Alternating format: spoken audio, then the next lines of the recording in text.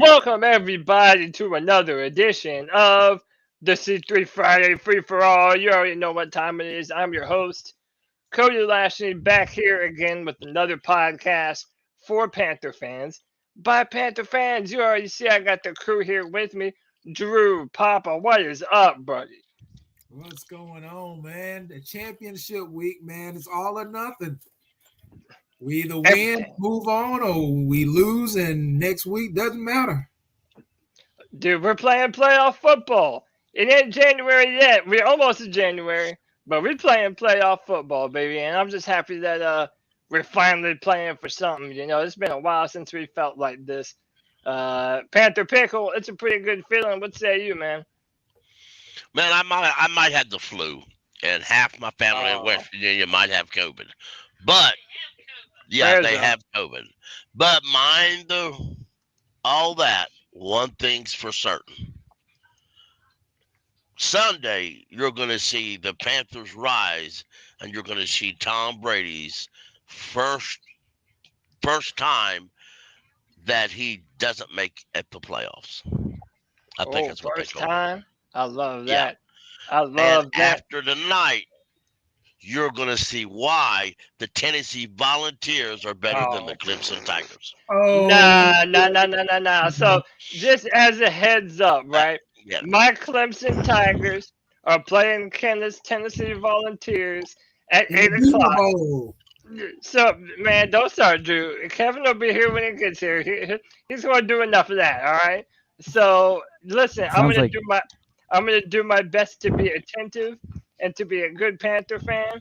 But if I burst out into cheer, it's because we scored a touchdown, baby. Yeah. Go Tigers. Yeah. When in the middle of that game, you're going to hear Cody go, "Whoa, look at that quarterback." And he ain't going to be talking about the Clemson quarterback either. Nah. That's crazy. Nah, that's wild. Cade Klubnik. Everybody's about to know that name. That's about to be a household name, man. But you know what? Let me finish introducing these people because I think we're going to be seeing a lot of household names coming up this Sunday. Next up, my man Stats, or Strats, however you want to refer to him. He goes by both. Dude, what's up, man? Hey, what up? You think Tennessee might volunteer up an L today? Oh, I see what you did there, and I'm hoping so, baby. I think that'll be That's hope is all you got. I mean, we got some more than hope. And then look, joining us now, my man KPM. KPM, what's up, brother? How you doing? Doing good, man. Doing Can you hear good. me? But listen, can you hear us? Yeah, I can hear y'all. Cool. Good deal. But listen, man, if you enjoy the content, if you like what we do here at C3, make sure you hit that like button, hit that subscribe, and hit that notification bell for every single time that we go live. Gentlemen, we got a chance to talk about this on Tuesday, but hey, man, you know I have to get the boys' opinion on this. Josh Norman is back in the building, gentlemen. What are we thinking? Are you happy to see Josh Norman back? Do you think he's going to be able to make an impact? Apparently, they did elevate him from the practice squad, so we should see him play some snaps this Sunday against Tampa Bay. Gentlemen, what do you think about Josh Norman returning to the Carolina Panthers? I am glad to have the Dark Knight back in the building, but I hope people don't expect the Josh Norman of 2015. I think Josh Norman is going to make his biggest impact in the meeting rooms and the mindset of how to play Panther football more than what he does on the field this week. I think that will, hopefully, if we're still playing for something next week, he'll end up getting more reps next week. But until then, I really think it's going to be more about teaching these young guys what being a part of Thieves Avenue is all about. Yeah. So in your mind, this is almost as much of a culture thing as anything else, right? Like Steve Wilson, him and Josh Norman, they know what this keep pounding thing is all about. Exactly. I love that. Panther Pickle, Josh Norman, back on the Panthers. What are you thinking, man? You know, I like it as far as depth goes, but like Drew said, people need to understand that this is not the 2015 draft Norman. This Norman's going to be a little slower. He's going to have some rust on him. But we're just going to hope for the best and see what he can does. We also need to remember that he was with the 49ers last year where he led the league in forced fumbles. So, Yes. I was just about to bring this up. He's got that peanut punch going. Dude, Josh Norman took that Peanut Tillman punch to heart. And look, when you have an opportunistic defense like the Carolina Panthers, that's the missing element, man. Continue to force these turnovers. To me, that's an incredible addition to our team right now. Another thing that I want you guys to remember going forward before I go here to Strats is that we didn't have Jaycee Horn on the field the last time we played Tampa Bay, and we still got that W. Now, we did still have Dante Jackson. We were a little bit more at full strength, but we have seen that we have been able to do this without Jaycee Horn. So we didn't have Jeremy Chin that game either. Right, and we didn't have Jeremy Chin. So maybe that's going to kind of offset this time. KPM, what say you, man? What do you think about Josh Norman being a Carolina Panther once again? I mean, I think it's a depth move. I mean, I don't expect him to be like 2015 Josh Norman, where he's going to be locking down the entire side of the field. But I think we need this on our defense, especially since I'm pretty sure nobody and everybody would agree with me if I say that we don't need to throw Keith Taylor back out there on the field anytime soon. Right. Yeah. Unfortunately, Keith Taylor will be our starter this Sunday. Yeah, I mean, guys are going to have to step up, man. Like, that's just a simple fact of the matter. Yep. Go ahead, Peter. And I know some folks had mentioned him, JC playing with the club. Wilkes, if I remember correctly, Wilkes said, maybe they'll look at that next week. But this week he's not playing at all this week. Definitely not. So. But apparently JC went on his Instagram and posted I think it was like a Kobe Bryant's book or something like that, basically saying, hey man, it's the Mamba mentality. And I think he's going to do what Thomas Davis did. I think if they let him, he's going to wrap that thing up, and Jaycee Horn's going to do everything in his power to be on the football field. Now, I don't know that, and if it doesn't happen, hey, there's nothing I can do. But knowing that the Panthers are going to be in the playoffs, man, how do you not want to be a part of that, man? You could amputate my damn arm, and I would be wanting to go out there and play football, man. So you gotta win this week, there first though. Got to. Let me go to my man Strats. Strats, what do you think about Josh Norman being back? Are you tempering your expectations? No pun intended. Or did you think that Josh can actually make a big impact for us? I think in the short term, I think there's a lot of benefits for that you kind of all spoke about where, there's the leadership qualities and things like that. He may come in, I could see him coming in on certain plays, like maybe an important third down that, third and long where you think that Brady might go, get that extra, that conversion. So, but I think what really is more important to me, I would imagine this is more of I know Wilkes and them, they don't like to talk about the playoffs. They like to take it 1 week at a time, and they focus on what the now is, not what the future is. However, to me, this looks like a future move as far as, we're getting ready, getting some pieces in place. In the case that we do make the playoffs, we go into the playoffs. We have, by then, some of the long-term benefits of having him with us, I think would start to pan out. So it looks like they're kind of taking it. It looks like they're really focused on, hey, we're probably going to get the playoffs. We're going to try our damnedest to get there. But that's kind of what it seems like to me. Yeah. And it served a lot of different purposes. One, with JC going down, you need another body in there. And number two, the experience. Josh Norman has a lot of experience, and he played his best football under Steve Wilkes when Steve Wilkes was his defensive backs coach here in Carolina. And, we made a lot about Steve Wilkes implementing this keep pounding mentality and really driving that home. And I think having another player that was a part of that 2015 team that was able to make the playoff push. And even the year before in 2014, when we made it to the playoffs, beat the Cardinals, we lost to the Seahawks, but when you have a player that has played playoff football for the Panthers. So to me, everything is right on time, man. I love this move.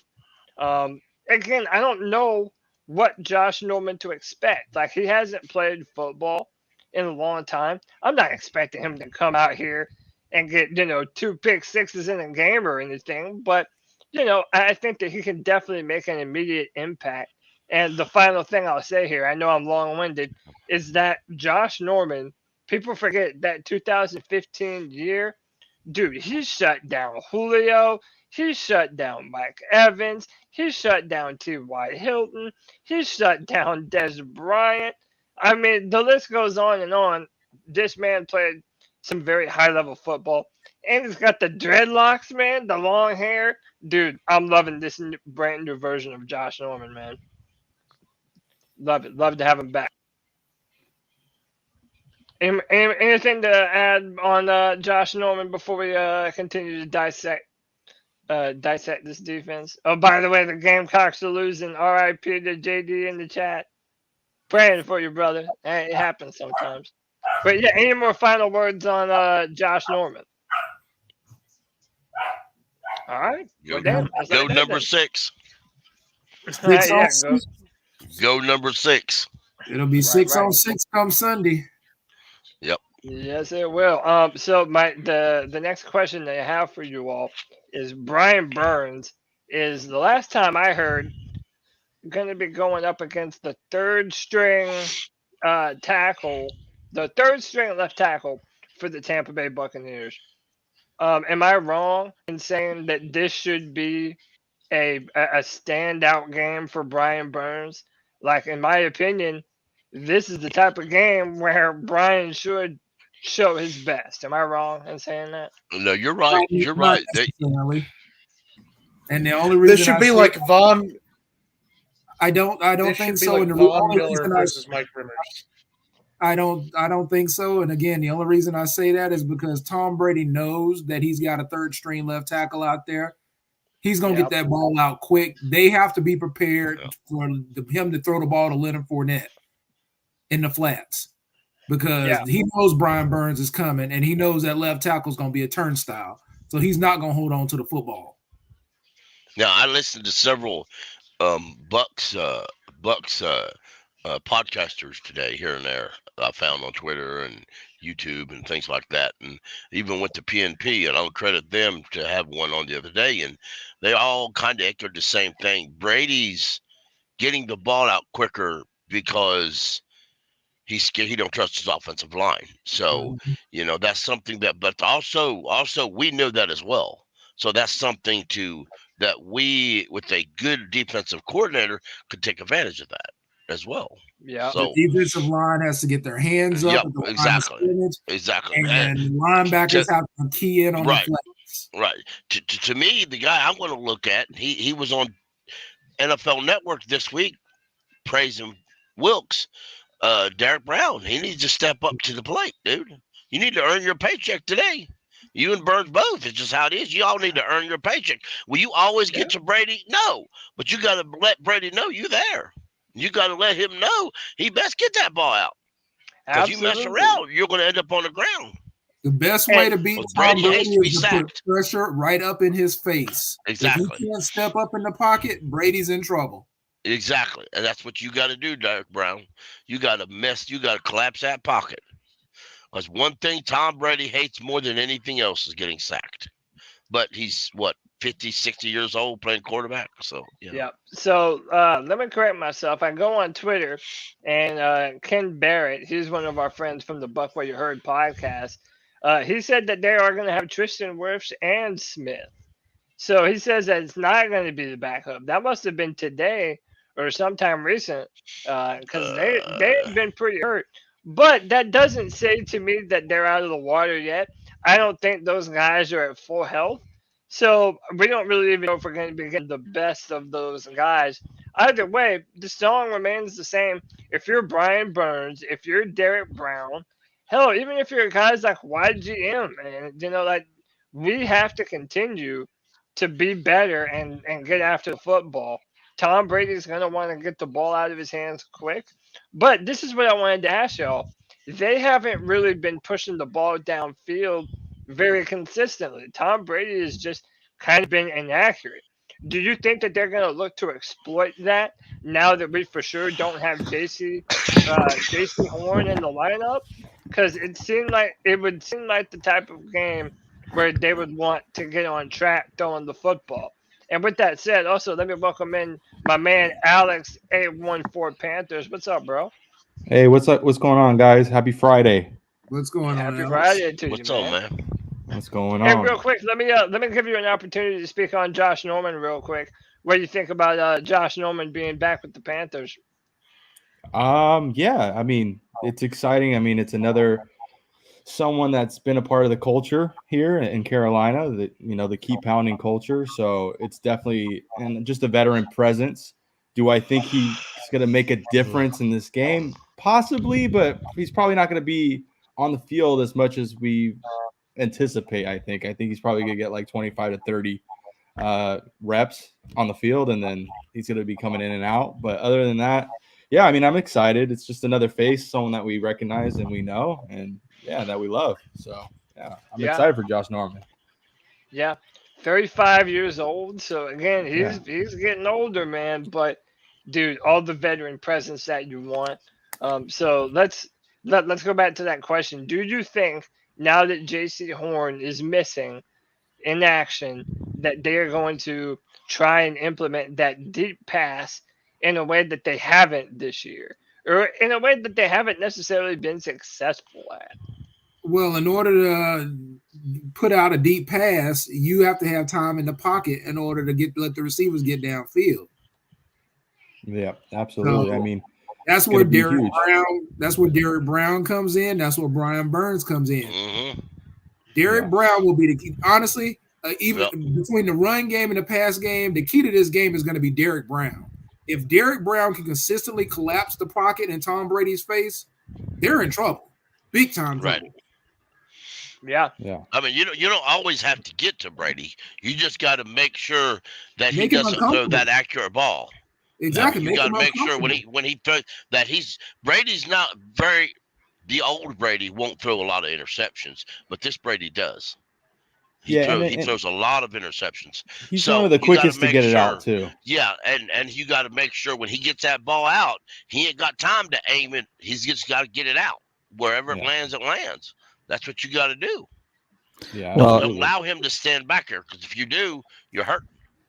Yeah, if we can rush this, a pass rush, then effectively it will really kind of cut off the head of the serpent, so to speak, and that's how we're going to get turnovers. If we get turnovers, we're definitely I would say there's a high probability. I ran some calculations earlier, and the models were suggesting like the turnovers are going to be the most important thing, but getting those, you need to have the pressure on him. So absolutely, I agree. That and I'm going to say also getting off the field on third down. I think third down is going to be huge for us this game. Like I think just getting off the field, and also for us on the offensive side, just getting those third downs, converting on those third downs. So we've got to run the ball. Tampa's I believe 30-some in the run, stopping the run. They're very bad at stopping the run. We've got to keep pounding. We've got to pound that rock and make sure Brady doesn't get on that field. And by the time, and force them into something Brady doesn't want to do it this year. He doesn't want to throw deep balls because he doesn't believe he has the safe. He doesn't believe he's safe in the pocket, and he probably ain't. But you got to make where he thinks he has to throw the ball deep. Yeah, that's basically what I'm thinking their game plan is going to be. They have not been able to establish the run. Right. I mean, really, this year, that's one of kind of the jokes amongst Tampa Bay fans that I've been like following on Twitter, is that they've been waiting for this run game to catch on. And dude, I don't know if you guys have been like watching the Tampa Bay Buccaneers, Leonard Fournette is slow as hell, man. That guy has no burst. Like they're Nope. going to have to run up the middle, and that's something that I think that we're Right. equipped. I think that we're equipped to Right. defend that. Yeah, I Yeah, mean they're gonna. Derek Fournette, to me, watching some film of him today, to me, he to be honest, he looks just fat and out of shape. He really does. He looks like me after playing running back. Yeah. I mean, So, he's just- oh, go ahead. No, I was gonna say they're gonna like find little ways to try to get him out in the open field, like they did against Arizona, like little screen, little bubble plays. But yeah, like as far as like running between the numbers, we gotta fill our gaps, get in those lanes.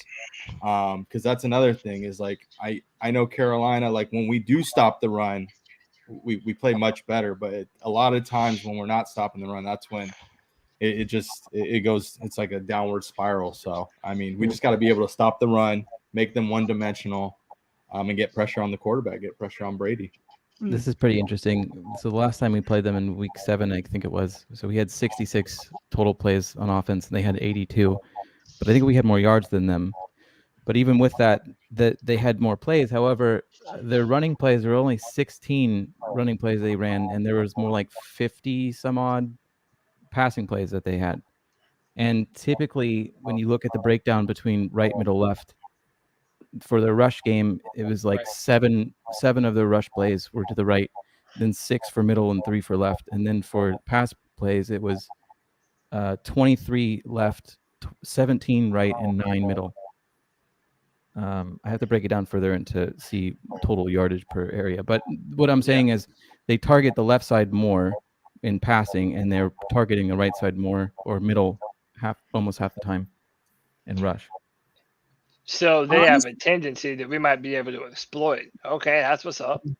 Honestly, Well, I would think about who's stunting on the right side? Burns Sorry. up the middle, just because Brady's not going to roll out of the pocket. no. Yeah. So No. like Fact throw some stunts at them. Yeah, several weeks ago we saw Burns line up on the inside, and he doesn't do that a lot, but that's something we ought to consider too. Lining some Burns up on the inside a little bit, putting maybe YGM on the inside, put some of these faster speed rushers on the inside to collapse the pocket quicker. Who's playing left side on like cornerback? Is that Taylor out there? Yeah, they're gonna go with Keith Taylor. Yeah, What happens Taylor, if can they switch them? Can they flip and he plays right? I don't see why they don't. I don't think they line up Yeah, regularly at and each to side. my knowledge, we really don't move around our defensive backs that much anyway. Like that was part of our critique on Steve Wilkes, was that we're not moving around Jaycee Horn enough. Yeah. Now I'm on PrizePicks, and I'm looking at some of the numbers they got right now. They got Deonta Foreman at 60.5 rushing yards, DJ Moore at 56.5 receiving yards. The one that I'm really looking at is that Panthers defensive sacks. They got at 1.5. I really do think if the Panthers come away with this game, the defense is going to be the star of the show. Like, I really think that our defense really needs to continue this trend of making Tom Brady look like he's too old to play football. I mean, we did it earlier this year. I see no reason why we wouldn't be able to do it again this year, or again this later in the season. Yeah. I mean, it's always tough when it comes to like any kind of gambling against Brady. I always have a tough time just because it's like it's Tom Brady at the end of the day. If this game's close, which that's what we hope as Panther fans. I hope we just put the pedal to the metal and just like let's hope that this game is far out of reach so Tom Brady doesn't have to. Every win that the Bucs have had this year has been close, because they can't get ahead. If I may interrupt and change the subject just briefly, I read today that Brady Christensen has an 89.9, the league's second best pass blocking grade. And I think that's pretty cool, considering some part of the fan base want to bench him for Michael Jordan. So I think fans who consider that need to look themselves in the mirror and say, stop judging a guy just because you feel that. Put it like this. If we ever have to put Michael Jordan in the game, we're in trouble. A lot of trouble. Yes. A lot of trouble. You have to put some respect on Brady Christensen's name, man. Right. He is an elite talent and is strong as hell.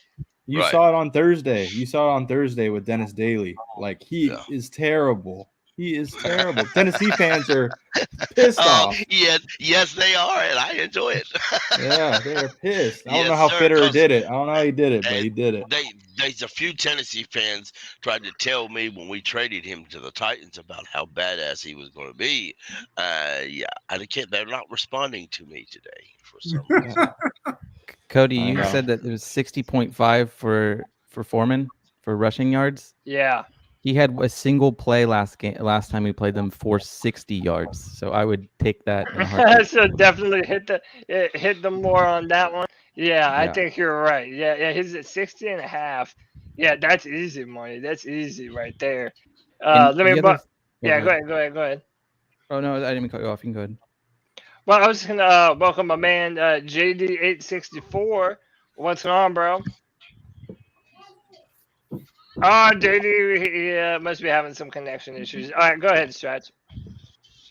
Poor JD living over there in Hawaii, having connection issues. Did anyone else notice at the end of the game we started to rush? In the second half, we started to rush a lot more often. I was screaming at the TV in the first half, like, run the ball. I think I was just spam tweeting them the same thing. Not that they listened to that anyway. But what I did notice is they started to – Foreman was trying to go through some holes in the second half. And I don't know if it was I think it might have been fourth quarter that they finally found and figured this out. But he clearly couldn't get through some holes. So eventually he started bouncing it outside. I don't think it was a designed play to run that way. But that's when he picked up those huge gains for like 60 yards and 30 yards and whatever else. So I'm hoping that they notice some of this statistical data and that they're like, let's kind of bounce it out to the right side. But with that point in mind, do you think that Tampa Bay going into this, clearly they have people that are data analysts and stuff, right? So they must look at this. So do you think that they come into this game saying like, okay, well, last time they had huge gains doing this, so maybe we should prepare a little bit more for it? And would they counter by, kind of making some changes to mitigate that? It's possible. I mean, look, you have to be able to change things on film when they didn't work out the way you want to. So I imagine that they would. But let me put a pause on that real quick. I want to come back to it. First, let me give my condolences to these next two gentlemen that have entered. My man, White Chocolate Espresso, and JD864. They're upset. They just lost a very close game to Notre Dame, but it's going to be okay, fellas. Panthers will make it right tomorrow. White Chocolate, what's up with you? Yeah, it was disappointing, but you know what? We had no running backs and tight ends. We had 5 starters out because of the portal and the draft. Yep. You can't really, You can thank Notre Dame's quarterback for even making it close anyhow. Yeah. Well, the porter and the that porter, ref the porter and the draft. To be honest with you, it has taken away. It has taken away a lot of the pleasure that folks used to see in the bowl games. Well, they could have it. Now you're seeing a lot more backups playing than starters. And a team gets to the bowl games because of the starters, and then all of a sudden the starters aren't there, so the backups have to play. So it's like, okay, after the bowl game or something. Yeah, I agree, and I understand there's situations, where they're going to a new team, and I'm not necessarily against all that, but they really should make the porter after the bowls. And to be honest with you, my football-loving brain says they should make it mandatory for these players to play at bowls. But that may be a bad idea. It probably is anyway. On that last play, one of the Notre Dame guys was sitting on top of Rattler, and the running back just pushes the defensive lineman off, and they threw a flag for that. It was like the last play too. I ain't even upset about it. Like, first you can't and really foremost, to any of the fighting Irish out there, if there was ever a program that I have an immense amount of respect for, is Notre Dame and everything that they stand for. So shout out to them. We had the lead, man. We had the lead. We couldn't hold on to it. Offense got stagnant. That third quarter got real stagnant. So props to them, they fan base. No part of me is upset, right? Like y'all mentioned, man, we had 5 starters that transfer portal or going into the NFL, and we played a damn good game. So and the backups to those starters. I feel good about the direction Beamer has this fucking team, this college football team heading in. And I mean, if any damn thing, like Cody said when he brought us on, man, I'm looking at this Sunday matchup, and I can't help but feel I don't want it to come off as arrogance, but I can't help but feel confident as hell. Like South Carolina go out there, South Carolina, damn, wrong Carolina, bro. The Panthers go out there and do it. Hey, it's business as usual. Just do what you do. Take care of the ball the way that they've been taking care of it. Defense, play like y'all been playing. The Bucks. It's something my old man used to tell me. You ain't got the bricks in your trunk to stop it, and you ain't got the horses under the hood to keep up. The Bucks don't want to get Sunday. Hey, I like that, man. I like that. And by the way, let me just say real quick, Spencer Rattler, bro, he made some crazy throws. I'm not gonna front. Spencer Rattler, he's got an arm on him. Yeah, he's got an arm on it. Hey, look, next year, Clemson, South Carolina is going to be one hell of a game because we're not going to have DJ hesitant to throw the football and throwing interceptions when he could be coming back. So I needed Wells to get 30 more yards for my PrizePicks lineup to win. Oh, really? Couldn't get it. I want to ice up somebody, if I may. Go ahead. I want to ice up the Tennessee Titans management, the entire damn group, from the owner all the way down. You embarrassed. Not only did you draft a good quarterback named Willis, you also got a good quarterback in free agency. And let's understand what the hell you've done. You have stripped them of all the talent in the receiving core. I watched that game last night. There was nothing but drops. Tennessee should have beat the Cowboys by 30 points if the receivers could have caught the freaking ball. Yeah, and Dak was throwing interceptions. Exactly. Yeah. And I will say this. I will say this because you bring it up, Pickle. If the Panthers do end up playing the Cowboys in the playoffs, if we make it, I am not scared of their ass. Straight up, I am not. I'm not. I don't see that team being an unbeatable powerhouse. And then they said on the broadcast also that and dude, this is incredible to me. They haven't won a road game in the playoffs since the early 1990s. They ain't about to do that shit against us. Come on now.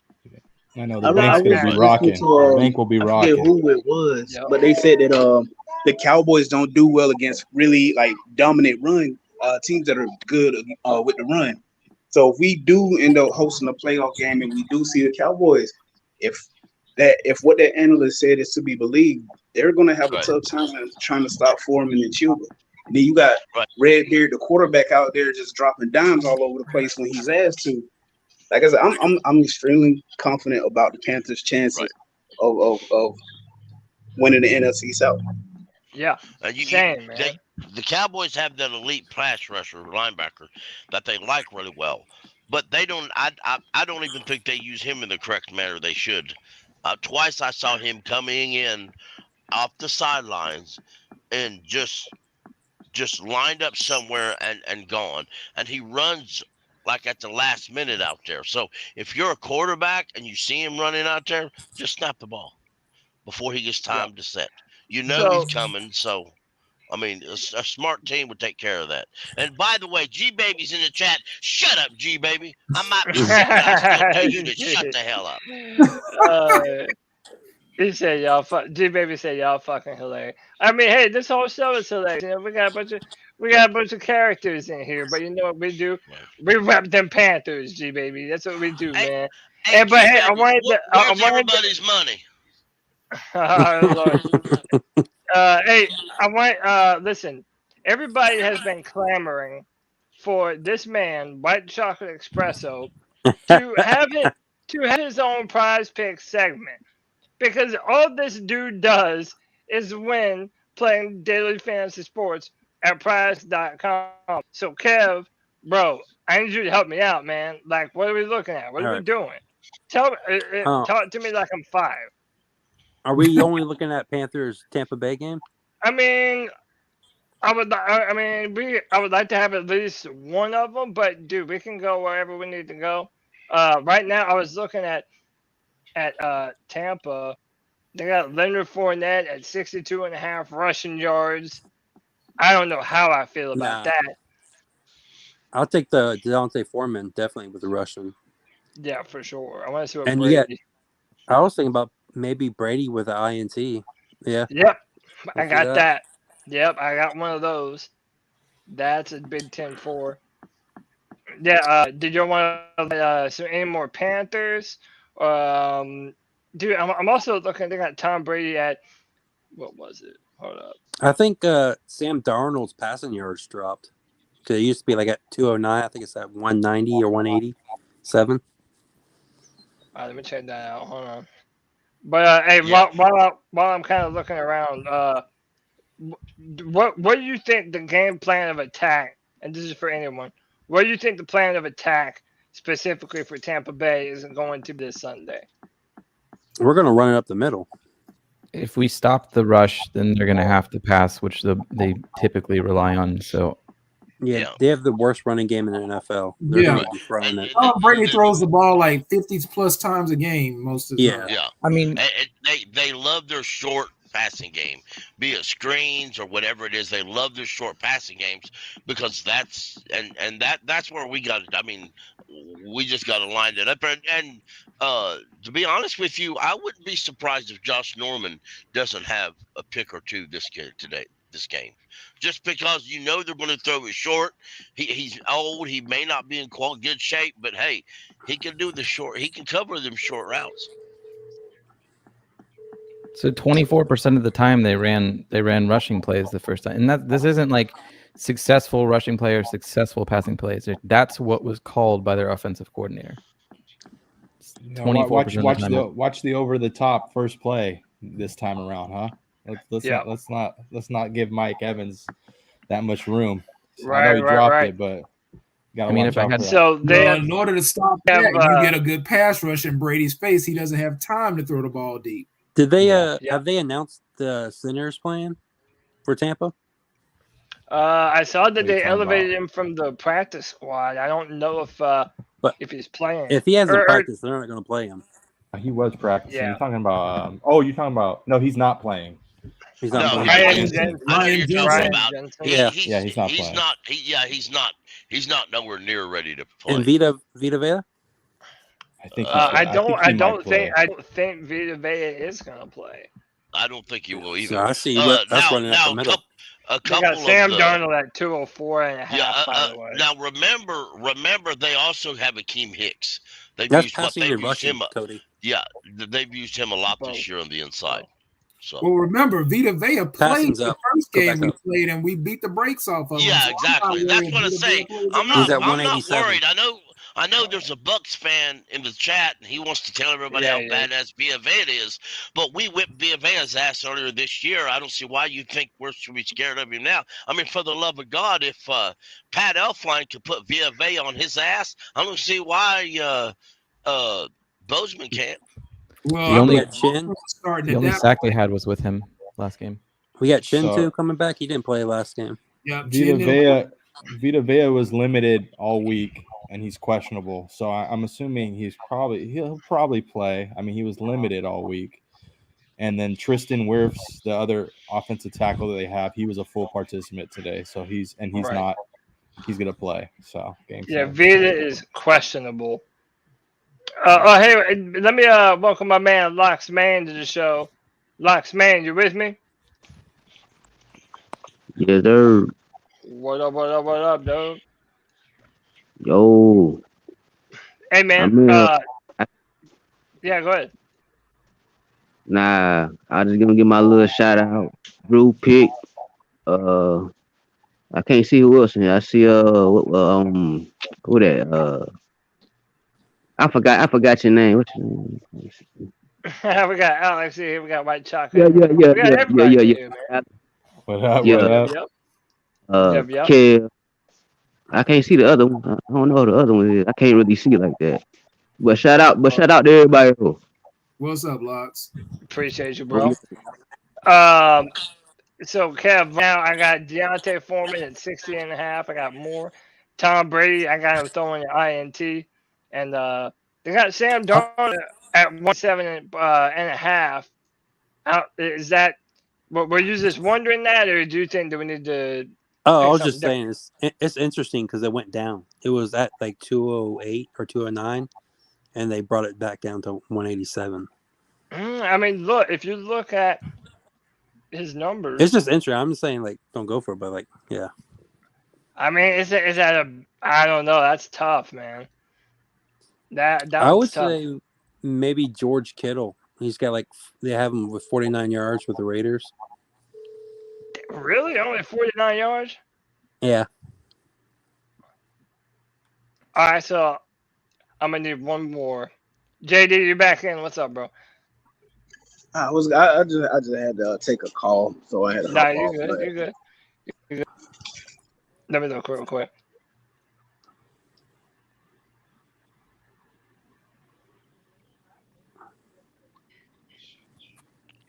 Did y'all see what Leonard Fournette tweeted and then quickly deleted Monday? No, what did he say? What's that? He said that he had been playing with a Liz Frank injury in his foot all season. Oh yeah, I did hear that. Yeah, and before anybody could respond to it, he deleted it. Wait, say what now? He said he's been playing with a Liz Frank injury in his foot all year, and he can't push off, and that he wasn't out of shape, but that was wrong with him. And he posted it Monday, but then quickly deleted it. Damn. And who did you say this was? Leonard Fournette. Oh wow. So he might not even be full go. Well, maybe that's why earlier when I said he's been running slow as hell. I like White. Yeah. I like White better anyway. I think White's he's been playing a little better than Fournette, honestly. But I know they rock it with Fournette a lot of the times. Do you think White is going to be more of the weapon this Sunday? I mean, I think they should use him a little bit more. I definitely do. Tampa should definitely use White a little bit more. And obviously their wide receivers. It's tough, man. This week, I know Tampa hasn't played well, but it's like Tom Brady to me, like like I said, he always scares me. Like these are the type of games and moments that he shines in, and this is a totally new thing for us for Carolina. It's totally new. The one thing that I will say, last week at the end of his game, or the end of his last game, he did say something that caught my attention when he said, but next week we have a playoff game. Because, it's not a playoff game, but by and large, to the older folks thinking, it is a playoff game. Because it's either now or never. Because if they don't win, if they lose against us, they still have a chance to make the playoffs. Maybe slim or whatever, but they still have a chance to make the playoffs as a wild card. Now, which is crazy. It is, but then they'll rely on other people to lose. So, like for example, if Washington, I went to that ESPN playoff predictor thing. If Washington loses both games, then the Bucks are in. What about Green Bay? I don't recall Green Bay's. I didn't. But They got to Okay, win 'cause out like some other the way, teams. the way I did it, I went to week 16 or this week, week 17 and 18's entire schedule, and just projected who I thought was going to win, and then that comes up to me. Oh, gotcha. Hey, Yeah, because that's I saw another that. thing about that Cardinals game. The Cardinals, like another reason why I'm confident about this upcoming game is James Conner. Like I don't want to say in the second half, Conner had the run game for the Cardinals had started to pick up. If not for that fumble, the running back fumbling the ball, the Bucs are unable. Like it's possible the Cardinals go down, kick another field goal, get another touchdown.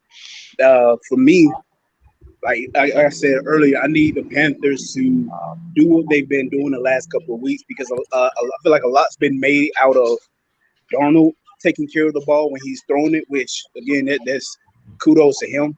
But the running backs also not receivers, not fumbling balls, not putting the football in harm's way.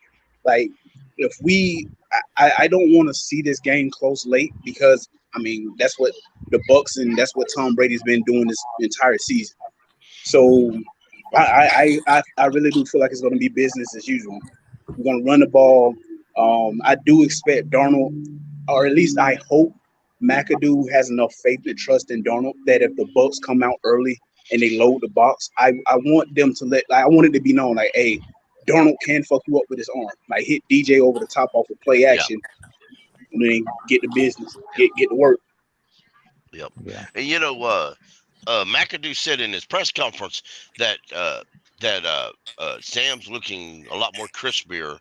That learning everything and redoing everything after he come off the injury. He's fully enthralled in everything. So I really like that part. I think Sam's going to have a good game if he needs to. I don't know if you guys like hold your breath, but I do when Shi Smith's catching those punt returns, man. It's tough to watch, man. Well, Shi won't be able to catch the punt returns anymore. What's his name? Andre. Is he gonna play? If Roberts doesn't do it, they should let Blackshear take over the kick return and punt return duties. Yeah, because I mean, Shi Smith has mean. The biggest thing about shoot, you just named him, DJ. But Salot is he may not be fast, but he runs mean. He runs like a power running back. He does. But honestly, I don't think they're bringing Andre Roberts back not to put him out there. Right. I think he's going out there, and he's a veteran too, so that's going to help altogether. Cody, it says on these prize picks, it says Sam Darnold more 187.5 passing yards. I'd take that. I think he'd get more. I did. So my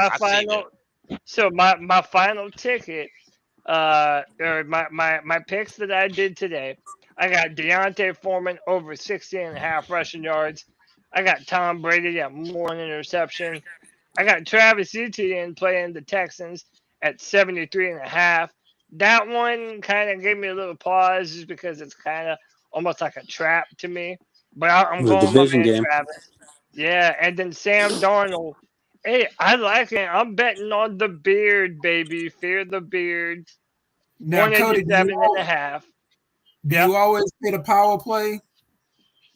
I mean, on this one I did. Because if you miss one, you're done. I know, man. That's what happened to me tonight. But see, that's what I've been doing, man. I'm trying to go big. I need to. I need to get one. Hit your payout button. I know. Yeah, I got some Klubnik action too. But hey, man, listen, we love us some Prize Picks. Download Prize Picks today and play daily fantasy sports with us. Make sure to use the promo code C3 when you sign up. All first-time users that deposit and use our C3 promo code will receive a 100% instant deposit match up to $100. If you deposit 100, Prize Picks will give you 100. If you deposit 50, Prize Picks will give you 50. That's Prize Picks. Use promo code C3. And if y'all want me to check up a specific number during the game, during the show today, we can do that too. But hey, man, go to Prize Picks, play daily fantasy sports, it's worth it, man. People are winning all the time. Dude, I've been wondering about our passing attack. Do you think that we finally just let Sam Darnold cook? No, there's no more letting Russell Wilson cook, but there is letting Sam Darnold cook.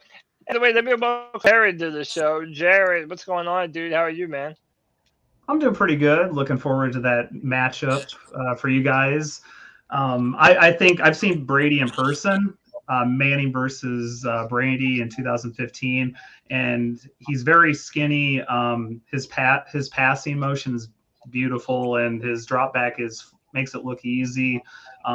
Thankfully, you guys don't have to deal with Gronk, because he was a factor in that game.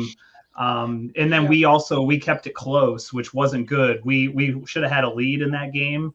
Ronnie Hillman gave up a turnover and kept it close, and they almost won it. And luckily they didn't hit the 2-point conversion at the end in 2015 AFC Championship game. So Rachaad White, I've had him for fantasy this year off and on for the Tampa Bay Buccaneers. He's been decent. I think he had 15 points one week for me. Mike Evans and Godwin, you'll have to watch out for. Julio Jones hasn't put up good numbers this year for the Bucs, which is kind of surprising. Just try to get a guy like a Brian Burns, be like a Von Miller, and cause that disruption for the Panthers. And you guys should be pretty good. That pass, stop that pass. That'll be their bread and butter, probably the short pass. Now, you're a Bronco fan, correct? Yes. Okay, right. So tell me, from an outsider's perspective, who do you favor to win this matchup? Do you think that Tom Brady and the Buccaneers are going to get it right, like most of the media pundits say they're going to do? Or do you think that the Panthers are actually going to pull this off? By the way, I know you're on a Panthers podcast. No pressure. Say whatever you think, man. Do you actually think the Panthers can pull this off? I think the Panthers are going to win this. Sam Darnold seems to be having that. He has that protection. I think the running game is superb for you guys right now with the Hubbard and Chuba Hubbard and Foreman. So you guys are killing it on the running game. Kill it on that running game, and you got DJ Moore. Was it Terrace Marshall? Seems like a very good player stepping up now. So good luck to you guys. And you guys need to go see that 80 for Brady movie that's coming out next year. I'm just kidding with you guys, but that's a horrible movie. And it has him from the Patriots. Like, it's really stupid. Yeah. So good luck to you guys. I'm hoping for you guys to win the division. Is that maybe about when he stays in the league so long that he's literally 80 years old walking around? The old ladies are going to his game and they're fans of him, and it's like a storyline going to see Tom Brady play. It looks disgusting. If you guys watch the trailer, you guys will want to puke probably. So that definitely seems like a stomach churner. No, it's disgusting. I've threw up a couple times a day already, y'all. I'm good. It's a Brady worship, fan worship movie, basically. Hey, before we go forward, I want to thank some people quick, man. Dr. Rosen with the $10 love bomb. He says, we will get this W. Much love to Panther Nation and keep pounding. We appreciate you, Dr. Rosen. And then Trey Tizzy says, I love the show, even though I'm a Packers. I've been every watching y'all. And does Sam Darnold have a start next year? Trey, we appreciate you, brother. I love those messages that we get from other fans that continue to come into our chat. Man, that feels good. I like that. I appreciate you guys coming and sticking around with your boys. It's just a hangout, man. It's just a couple boys talking football. And about Sam Darnold, listen, that's actually a great way. I'm loving Sam Darnold. And I understand a lot of people are having a hard time trusting him based on last year. Dude, Sam Darnold has blown away our expectations of him this year. I mean, he's playing in rhythm. He's not turning over the football. That was always the main criticism of him. He has the arm talent. He's mobile enough. Right now, he's doing everything. if Sam Darnold is willing to come back on a cheaper contract, dude, I would love to have Sam Darnold back. I would Yeah. feel he's more ready to play football than any that you would be able to draft this year. Well, I would Yeah, say he's- I would have to still wait for the season to be over before I decide what to Right, do with you him. want to see everything that we're doing. Right, yeah, sure. That's fair. I'm just saying, for right now, he has done literally everything that we have asked of him, and then some. You know. I mean, to this past Sunday against the Lions, there's a play that Aaron Duncan went over in his film review, and I mean, even watching it live, it kind of like ingrained itself in my memory. Like in seasons prior, you would see Sam. I guess a better way of starting this off would be to speak on the Steelers game and why I feel confident in Sam. In that Steelers game, Sam did not have help from the run game. He was sacked 4 times, yet throughout that entire game, he never seemed to get flustered or panic. Like the happy feet that he displayed last season, I didn't see any of that in the Steelers game. And again, that's a game where in which he didn't have a run game to help him. Put up, I believe, over 250 yards in a losing effort. But, I mean, by Sam's previous standards, you fucking congratulate him over it. Comes out the following week, we all saw what the run game proceeded to do against the Lions, 320 yards on the ground. But then Sam, to his credit, throws for 250 plus. The play in question I was going to speak on was the zero blitz by the Lions. Sam stood in the pocket, he stood in the pocket, stepped up against the zero blitz, and put the ball right where DJ needed it. Like, I don't know what the hell McAdoo and Wilkes is, or I don't know what they telling Sam. I've cracked jokes on the internet and with other Panthers fans that this isn't Sam Darnold. This is a variant. This is Redbeard, the quarterback. It's a variant of Sam Darnold. But whatever the hell they doing with that man, he's playing some damn good football. And I mean, I feel extremely confident in saying that Sam Darnold is going to outplay Tom Brady this Sunday. Yeah, and I want to shout him out and give him his props for just being a professional here in Carolina. I mean, the man last year, he was getting booed when he was out there, and you know he could have laid flat this year. He could have just been like, you know what, whatever, I'll just finish out my contract and that's it. But you know what, he came out here, he got hurt in the preseason, and that was a setback. But he comes out here, and right now he's got a huge game in December, and like nothing but praise for Sam Darnold, honestly, as a Panthers fan. So I want to shout him out for that for sure. Yeah, Sam's always been a classy guy. And I got to say, even when they brought in the other guy from Cleveland, Sam never let that get him down. He never took offense to any of it. You know, when they drafted a quarterback, he was, hey, you know, we didn't play so good last year. You know, that's what you expect. He handled it like a true professional would handle it. Yeah. Unlike other quarterbacks who say they're great, cry a little bit when they get competition, and utterly fail. But we'll not go through that route. Sam Darnold is playing better than Russell Wilson right now. So he is. I'll see you guys later. Sam's playing. If your name is Wilson and you play in the NFL, you haven't had a good year. I said earlier I was on a couple Bucks podcasts today, just listening and reading the chats, and you would be surprised with folks who said right now they would rather have Sam as they would Tom Brady. I didn't know if but that's just because Sam's playing better, a lot better. Hey, by the way, I wanted to say real quick, and also like Brady might retire.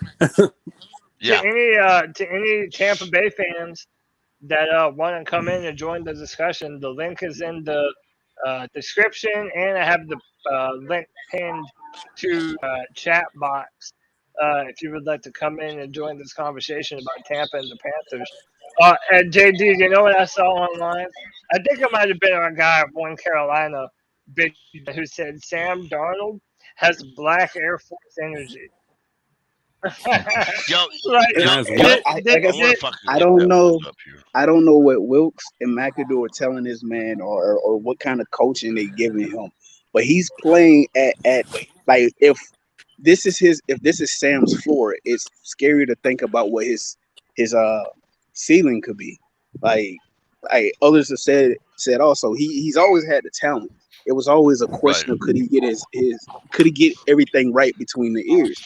And it seemed like everything is starting to fucking click for him.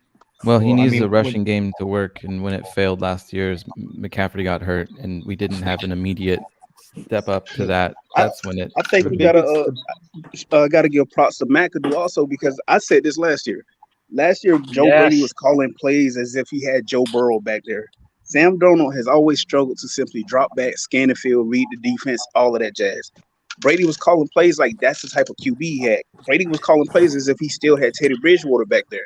He should have been simplifying, and that's one thing I can see. I see the play action. I mean, the run game working, so the play action is going to be there. They're rolling Sam out. They're eliminating portions of the field. But another thing that I saw in that game was I didn't realize it until I went back and watched replays and film.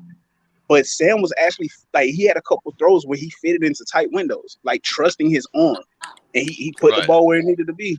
So yeah, I mean the biggest thing is sorry, Panther Pickle. The biggest thing this year, honestly, is the O line. I mean, we've had camaraderie all year round. I mean, the O line's been incredible this year. I mean, I've been a little skeptical here and there. I haven't, but I mean, it's week 16, and the team's just played incredible and like been blocking well for Darnold. And he's had some time to make some good throws, some good accurate throws. So that helps as well. Could I also say that on the off chance that anybody from Tepper's camp is listening to this podcast, please, for the love of all things holy, do your due diligence following this season. If everything goes the way we're expecting it to go, the Panthers will be hosting a playoff game. Should that happen, do your due diligence. But for the love of all things holy, do not let Wilkes go out and test the market or however that shit works, because I'm fairly damn certain there are Bronco fans that want, like I've seen this like online. Bronco fans want Wilkes to be their head coach. And I don't think my Panther heart could take that. Like we got a good head coach in the fucking Broncos. The same fucking Broncos that goddamn robbed us of a Super Bowl. Guess what Patrick Mahomes' passer rating is for the month of December? What's that? What is it? 104.6. Guess what Darnold is? 104.3. 104.4. Okay. Fourth highest in the month of December. And he really only played in December. Mm-hmm. Yeah. With that being said, though, you did take him for 180 yards for one of those bets. And I'm not saying to not do that because, of course, it's your money, it's your decision. However, I just wanted to share this little. The average of the past, he played the past 4 games, right? His average yards in the air is 176, and only 2 of the last 4 games were over 180. However, the Bucs have, I don't know, it's higher than 50% of all their games. They've allowed more than 180 yards in the air. Y'all realize Sam came back in week 12, if I remember correctly, and he's yet to throw an interception. Yeah. He's yet to fumble a ball. Well, he did fumble a ball, but he recovered it and rolled it in for a touchdown. Say that wasn't good. Some things are unspoken. Listen, knock on wood for that one, because this is just it could happen. You may have jinxed him. Now he's going to turn the ball over 5 times on Sunday. Listen, I doubt seriously Sam Darnold's going to get jinxed because a fat man in Tennessee said something. So I joked about it. I joked about it a few weeks ago, but we could. I mean, I would personally love to see Sam go on like a Joe Flacco type run where he's like average game manager in the regular season and then turns it the fuck on in the playoffs. Right. That would be amazing. That would be. Right. I should probably not even bring it. Go ahead. Hey, let me welcome my man Anthony stream. Anthony, what's up, bro? What it do, C3? How y'all boys doing? Man? Yeah, I'm doing good, man. Hey, we got full Panther fall in the month of December. We're fighting for the division, baby. I'm feeling good. Let's go, baby. Yeah, I'm just playing some 2K. Got a little bit of a cold right now, but should be good soon. But yeah, man, I'm so hyped. Everybody's sick, man. Dude, yeah. Yeah, definitely get better soon. Maybe you got something. Pickles got something. My brother, he stays up in Connecticut. He's under the weather. So everybody's feeling it, man. Everybody, dose up on that vitamin C, on that vitamin D. Get some orange juice and some chicken noodle soup in your system, man. But, Anthony, how you feeling about this game this Sunday, bro? Dude, I'm feeling so hype. I think we got a really good shot to knock Tampa Bay out. I'm really confident in the team. I love the way Darnold's playing, and I called in. It was kind of funny because I called in when you guys were doing the cat calls. I didn't. We signed Josh Norman after I was like, yeah, I think we need to sign like a physical cornerback. Yeah, So that was awesome. So yeah, I'm really Perfect confident, man. timing. Like, I think we're gonna take it home this week. Yeah, I do too, man. Like to me, I just the thing that gives me pause is that I feel like they're gonna try and test us downfield now that we don't have Jaycee Horn on the field. So our DBs are gonna have to step up, man. Josh Norman's gonna have to step up for us, but also guys like Keith Taylor, guys like CJ Henderson. Like these guys are gonna have to really play well for us.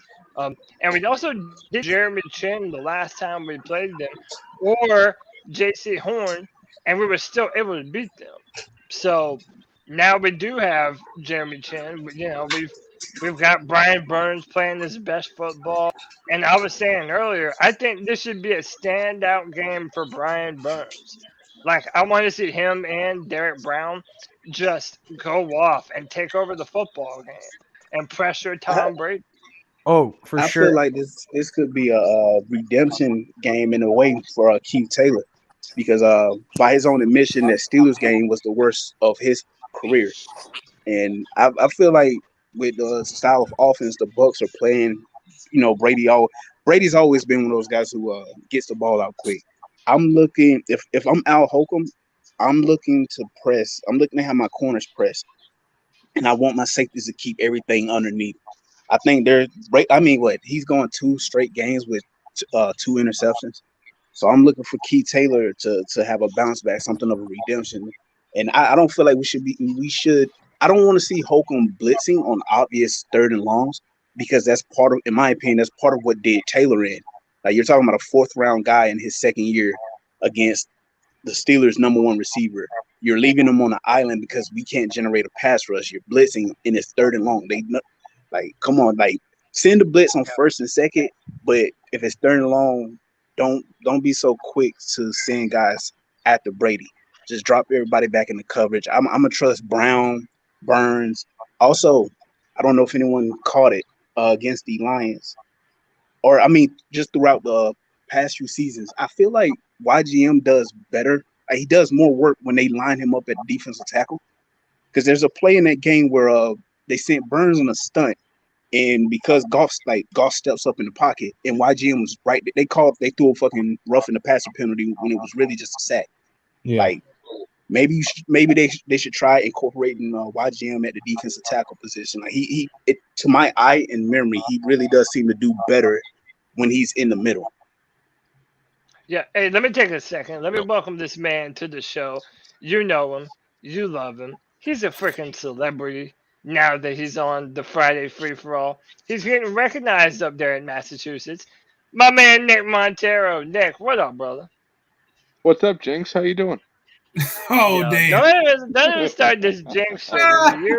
You're 1-6, and hey, I'm gonna start calling you N baby. If there's a G baby, there's a D baby. I'm C baby. You're gonna have to be Nick baby. All right. We ain't got no room for that. But all right, yeah, man. Dude, what's up, dude? What you thinking? Come on, Are you gonna man. are you gonna come down? Are you gonna Yeah, come throw the down ball better than to, that. and try You're and like, be the positive jinx for us? Well, so here's the thing: if we go to the playoffs and it's a home game, even if it's not a home playoff game, I'm probably going. So I'm also going. Be against Dallas. I'm for it. I don't care where it is. I want to be there.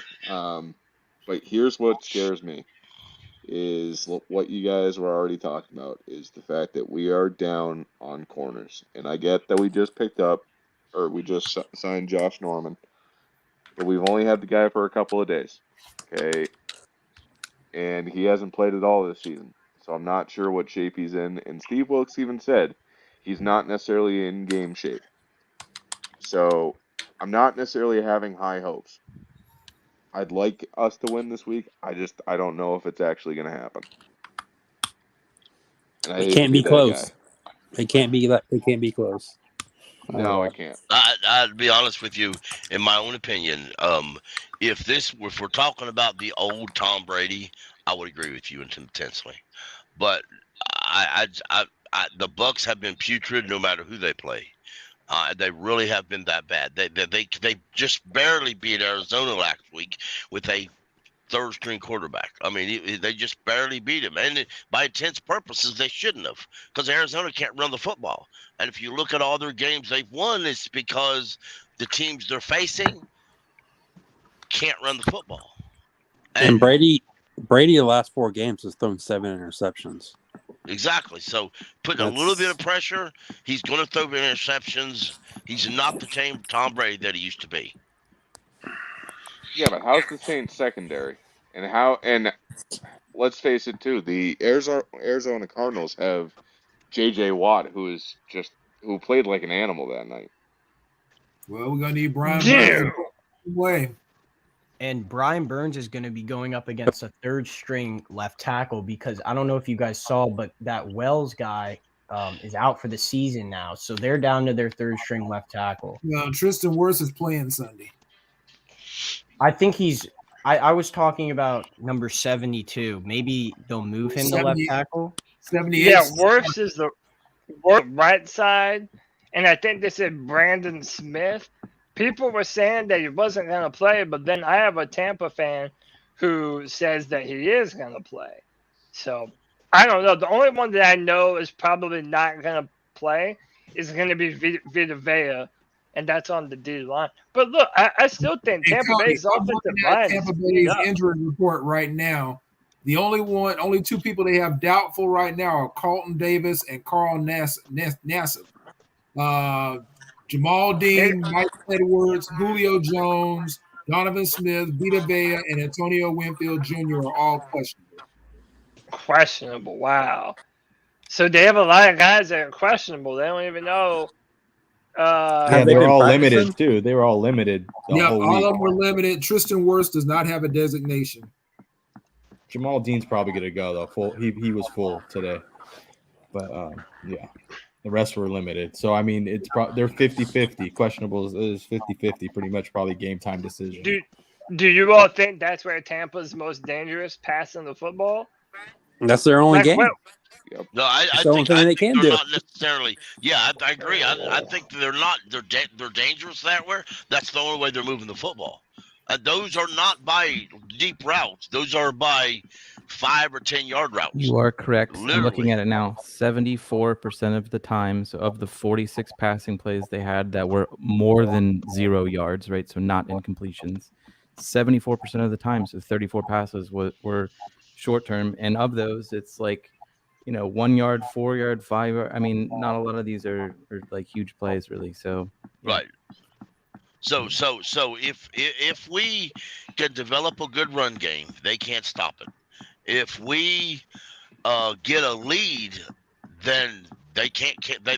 By all chances, they can't really catch up with it. Our thing is we have to get off the field on third down. We cannot allow them to keep churning out third downs and getting first downs out of them, especially those 3rd and long, 3rd and 10s, 3rd and 14s. We cannot give those up. Yeah, absolutely. And same thing on the offensive end. We got to be able to get those third downs, those 3rd and shorts and 3rd and 5s, and we got to be able to complete those and keep the clock moving. So exactly. Keep Brady off the field. So this is funny. So most of their plays were like most of their passing short yard plays that are under 10 yards. Their completions are 1 yard, 1 yard and 4 yards. Dude. He's not calling you a dumbass. He's calling Cody's trying to watch. Yeah, it's not y'all. It's dude, Klubnik is out here throwing dots, y'all. Let's fucking go, boy. What's the score? Yeah, Cody? that's It's 0-0 right now. The game just started, but we're driving. Dude. Yeah. For a guy who's 6'5", 245, I'd have thought that dude could throw a better ball than he did in that first series. Who, Tennessee's quarterback? Yeah. Yeah, maybe you're just nervous or something. I don't know, dumbass. Yeah, if y'all hear, if I'm from unmuted, Michigan. What can I say? He's from Florida, so that should tell you all you need to know. Hey, dude, I'm getting a tapping coming from somewhere. It's a lot of orange on that field. I'm getting a tapping coming from somewhere. Anyone hearing that? I am. And now it's gone. Yeah, now it's gone. Yeah, I heard it. But somebody's tapping somewhere. I'm not sure. It might be. There it goes. Now it's back. Here it is. And now it's stopped. And no, you're right. That is one orange bowl. Look, hey, this is the most orange bowl that you can ever remember seeing, dude. It was too much orange. We are oranged out. No, we're oranged out, baby. But why didn't Clemson wear their orange today? That'd have been cool. Probably get I thought mixed it up. would have been. Well, yeah, they probably didn't want to get them mixed up. Over orange it. You moron. All right, hold on. Jesse Let me just see this third down play. It's 3rd and 4. You don't need to see that. topic. A little bit off topic, but for Christmas, my wife's family was doing like this color scheme thing for Christmas, and my wife like they had like a little raffle where they pulled who would wear what color. You couldn't just pick a color that you wanted.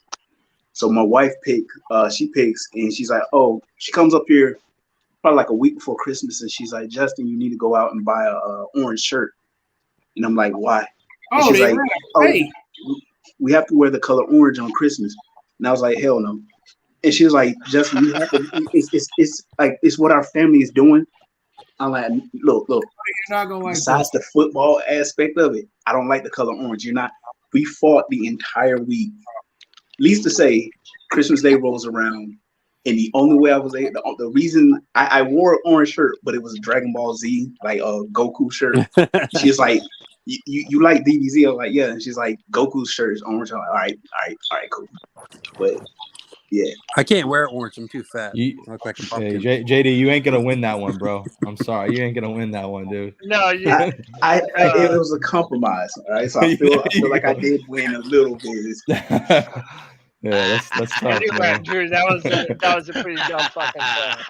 That was a pretty dumb Shut up, Pickle. At least we tried, dude. We're out here doing something. Hey, it's early, you can do that kind of shit. Look like the Cowboys Hey, out there Cody. running their fake play.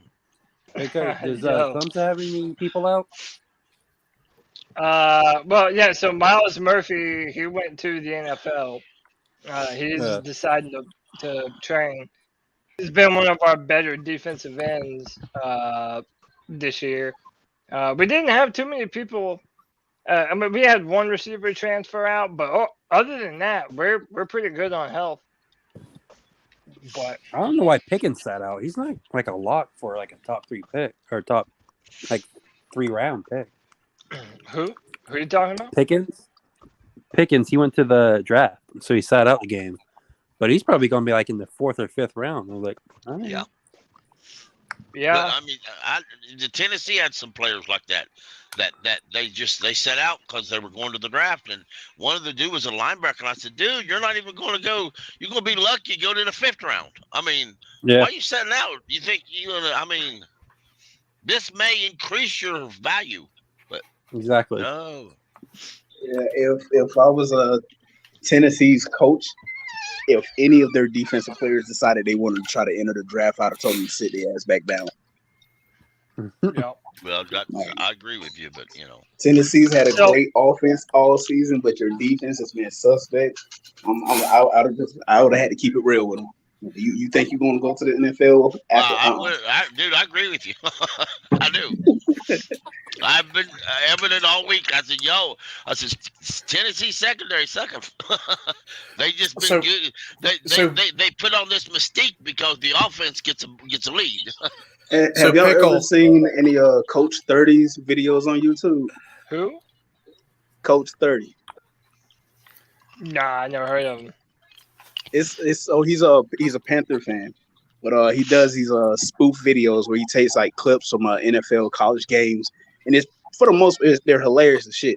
Like he acts like he's the coach talking to the players during said play. Like a guy gets beaten on a route, and the receiver mosses him, and he's just like, "Son, what the hell did you think you were doing?"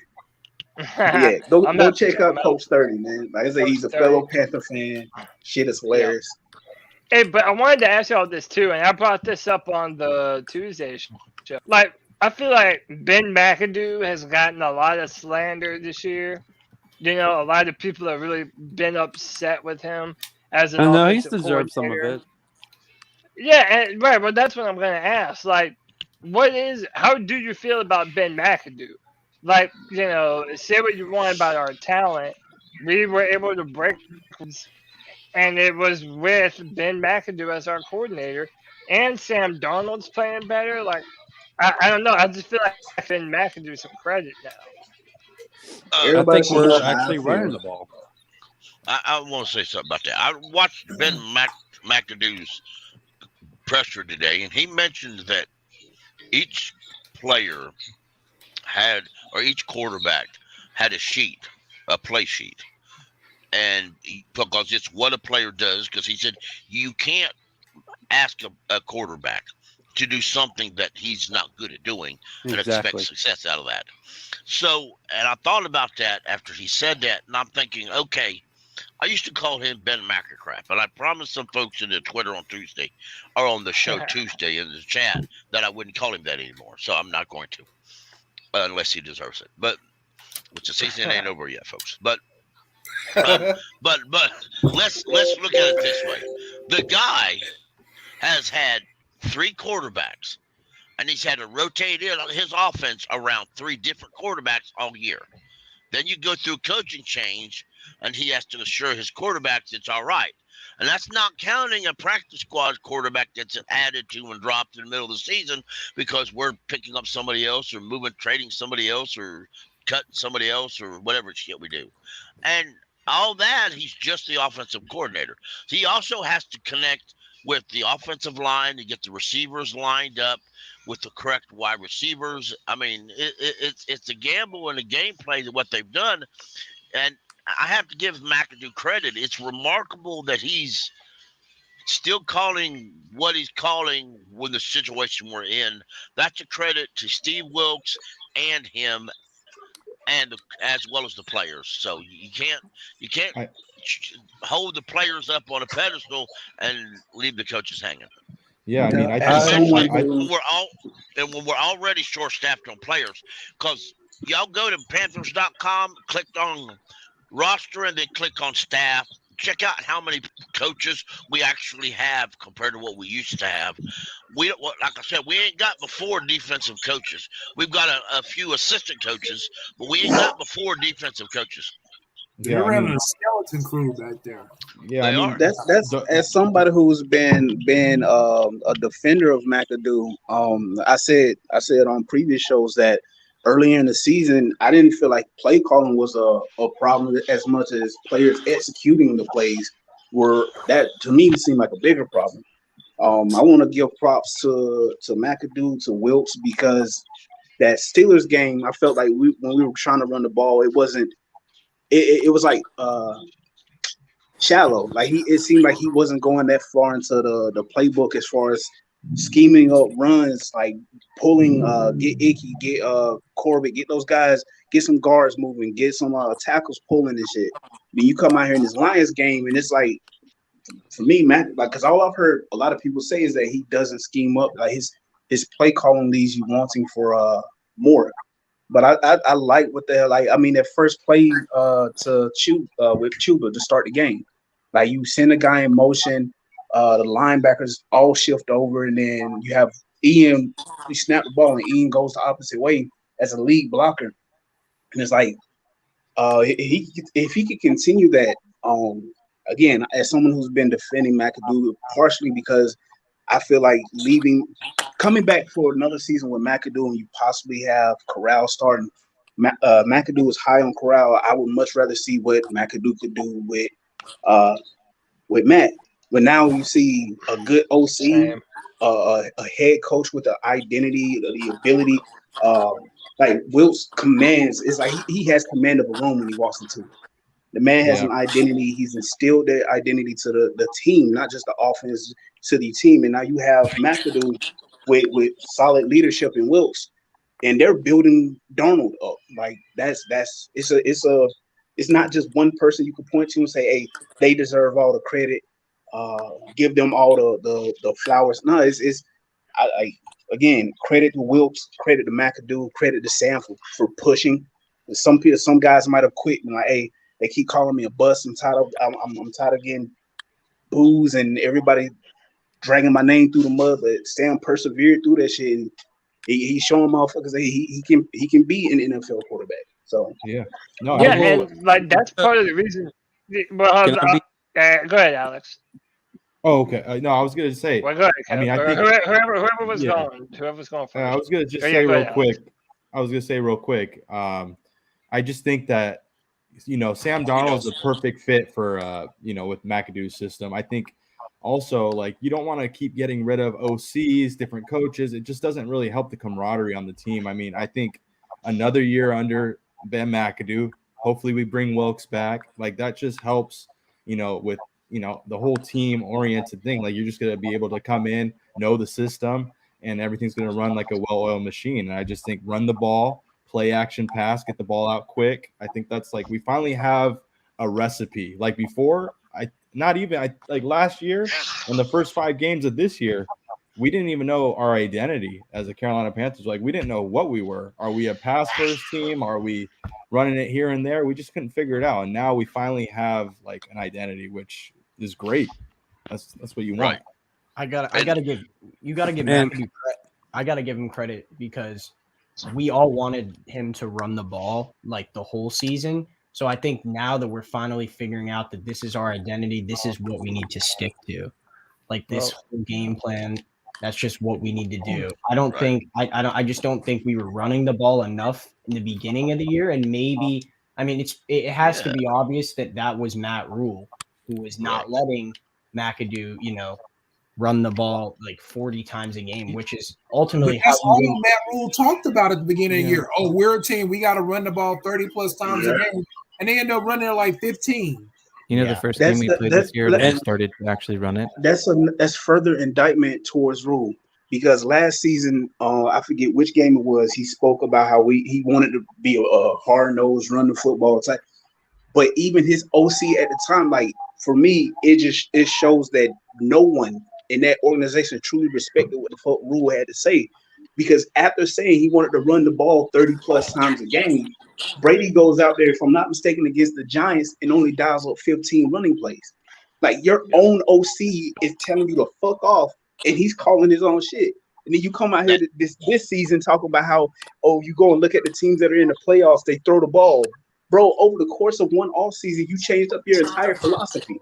Like you have no identity. Like you're a bum, and it's. I'm gonna stop because I'm starting to get pissed. And I hear you though.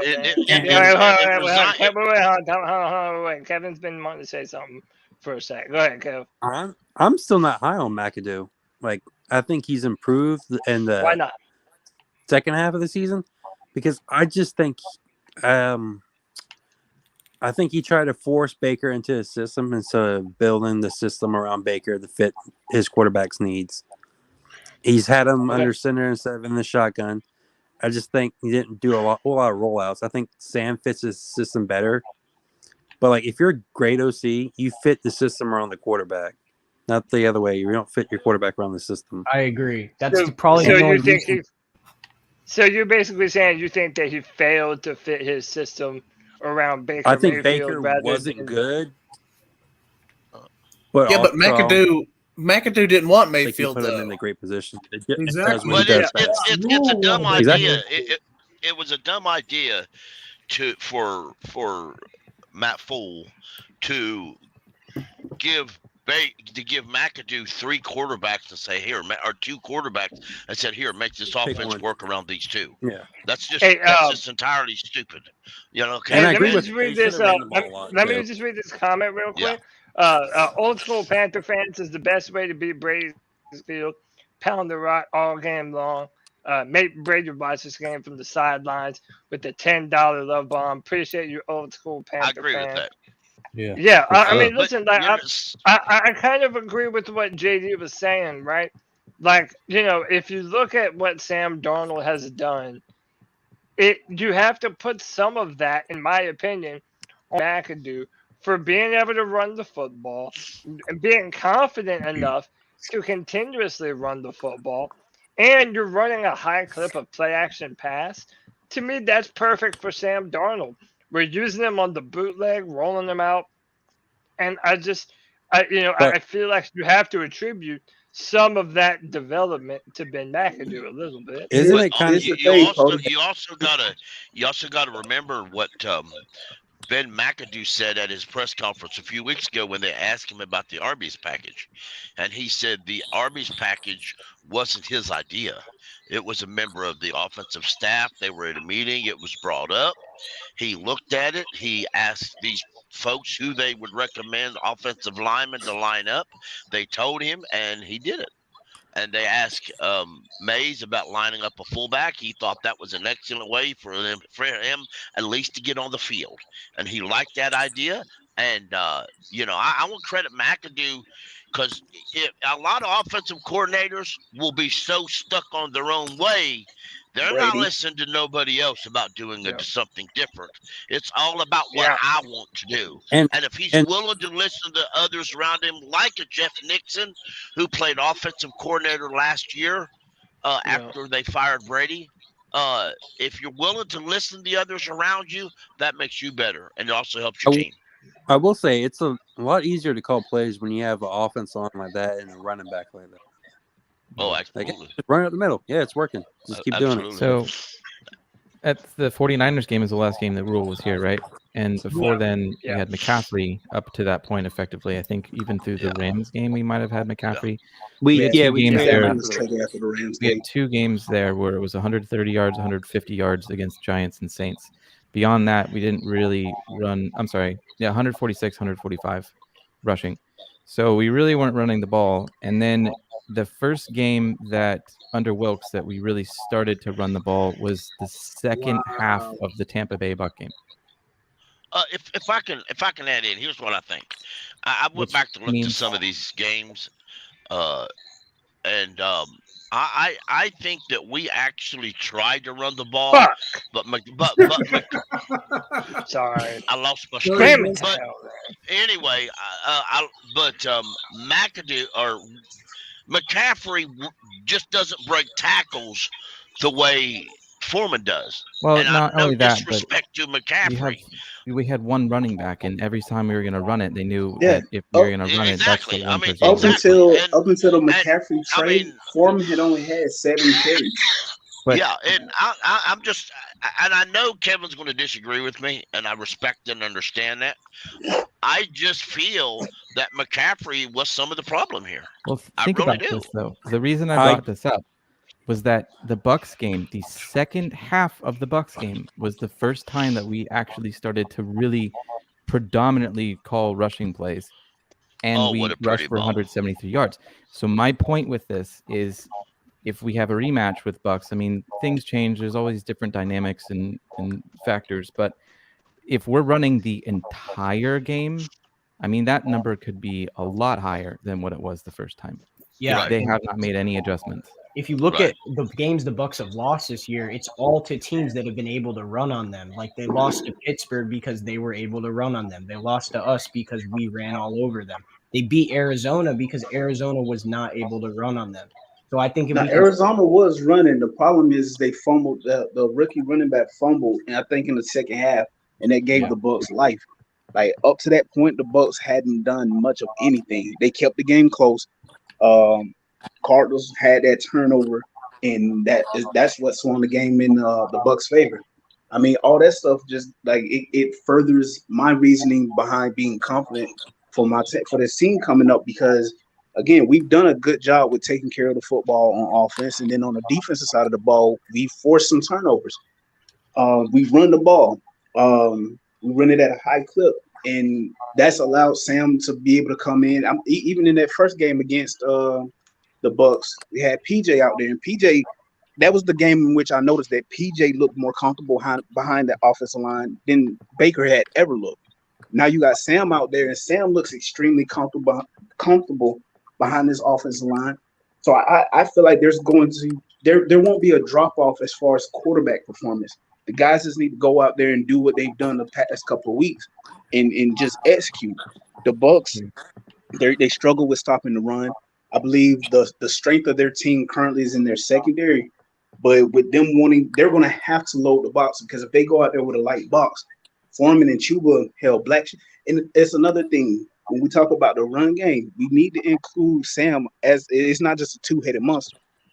Down in the red zone, Sam is a threat to run the ball. Like, right. And Laviska that last game too. Like if you throw it behind the line of scrimmage out to him, and you know, like that's a great point. We have a larger playbook than we did the first time that we. Well, I don't know about larger. I'm on TV. And then it just goes back. It just goes back to show you too, guys, that like the Panthers are gonna play they're gonna play their whole heart out for Wilkes on Sunday. I mean, and Shaq talked about it. Shaq Thompson talked about it. Oh God, yeah. Matt Rule see that? Yeah, Matt Rule just like for whatever reason. I'm not knocking him as a person because I don't know him, because he might be like I think the team actually liked Rule as a person, but I think as a leader of men and as a head coach, I don't think he was the right fit for the team. And I don't think he was respected. Right, exactly. No, it's what I like the conversation where Shaq kind of laid it down. I think you were talking about it, where he said he said, I call it this way. He said, you know, we're sitting down, getting ready to have a meeting. Coach comes in to say something to us, and guys got their headsets on. They listen to their iPod. They on their phone, not even looking up and looking at him. And I'm sorry, he said that, and then it dawns on me right then. I said, as soon as Matt Rule gets fired, 2 people get traded. Okay, all right, boss, I catch your drift. That's the way I look at it. Maybe wrong or right. That's the way I looked at it. So I mean, you know, because Steve Wilkes. Imagine yourself a player in the locker room. You're on your phone or whatever you're doing, and Steve Wilkes comes in to have a meeting or chat with everybody. As a group setting, he's going to talk. You're not going to put your phone down, take off your headset, and look at him? I said this before. Wilkes has that aura of a lot of my uncles and a lot of the older cats from where I grew up, where in which when they start talking to you, like if I got headphones in, if my aunt came up to me, I'm 31 right now. If my aunt came up to me and I had headphones in, I'm taking my headphones out. I'm looking directly at her, and when she asks me something, I'm gonna say yes, ma'am. I'm gonna say no, ma'am. Wilkes has that aura about I dare you to disrespect me, or I'm gonna beat the. Yes, I know that feeling exactly. Like, I was joking about everybody talking about how Chuba's become a better running back, and I was joking like Chuba's a better running back because Wilkes is out there like I dare you to run soft. I'm come back to the sideline. I'm gonna have a belt ready for you. And Chuba like I'd rather get hit by you than get hit by this belt. Let me go ahead and. Wilkes reminds me of the coach from Remember the Titans. I'm assuming y'all have seen that movie. He's just a hard nosed, like I love his intensity. It's funny though that apparently the real life story of that coach is everyone hated him. He got fired and everything because like he was I guess hitting the kids or something. Will Shipley's dad was my coach in like 5th grade, and I mean the hard-nosed coaches are the guys that are gonna like not put up with any bullshit, but they're gonna make you work the hardest. So I mean, you know, those are the. That's a great point, though. That's a great point, though, that like JD was making too. That if you don't have enough respect to not put your headphones in during the game, and the coach never says something to you, like you're creating a culture. Where, yeah, man, anything you want to do. And I know people kind of made fun of me for, like, going to the ping pong table thing. But, dude, it to me, it showed, like, a lack of focus. Like, what are you doing with your earbuds in? What are you doing playing ping pong? Like, are you focused on winning football games or not? Because if you're not, then what the hell are you doing here? It drove me crazy, man. I want to point this out. Has anyone heard of Robbie Anderson? He fell off the face of the earth since going. He don't even tweet anymore. He was like, "Oh, I'm so happy to be here," and then he's got like 3 catches for -7 yards or something. I saw. I think Robbie realized the problem is himself. Yep. I said this earlier in the week. I forget who I said it to, but for every trade that the Panthers have done, like the Panthers organization, they did right by Rule by getting his ass away from the team. The Panthers organization, they did right by Christian McCaffrey. They sent him to a team that needed him. He's in a good spot. Like, hey, he's playoff bound. They did right by CLC. They did right by Robbie. They sent his ass to a team that wasn't doing shit. Yeah. How crazy would it be if we saw them in the playoffs, huh? The Niners, Panthers. And it's Christian McCaffrey.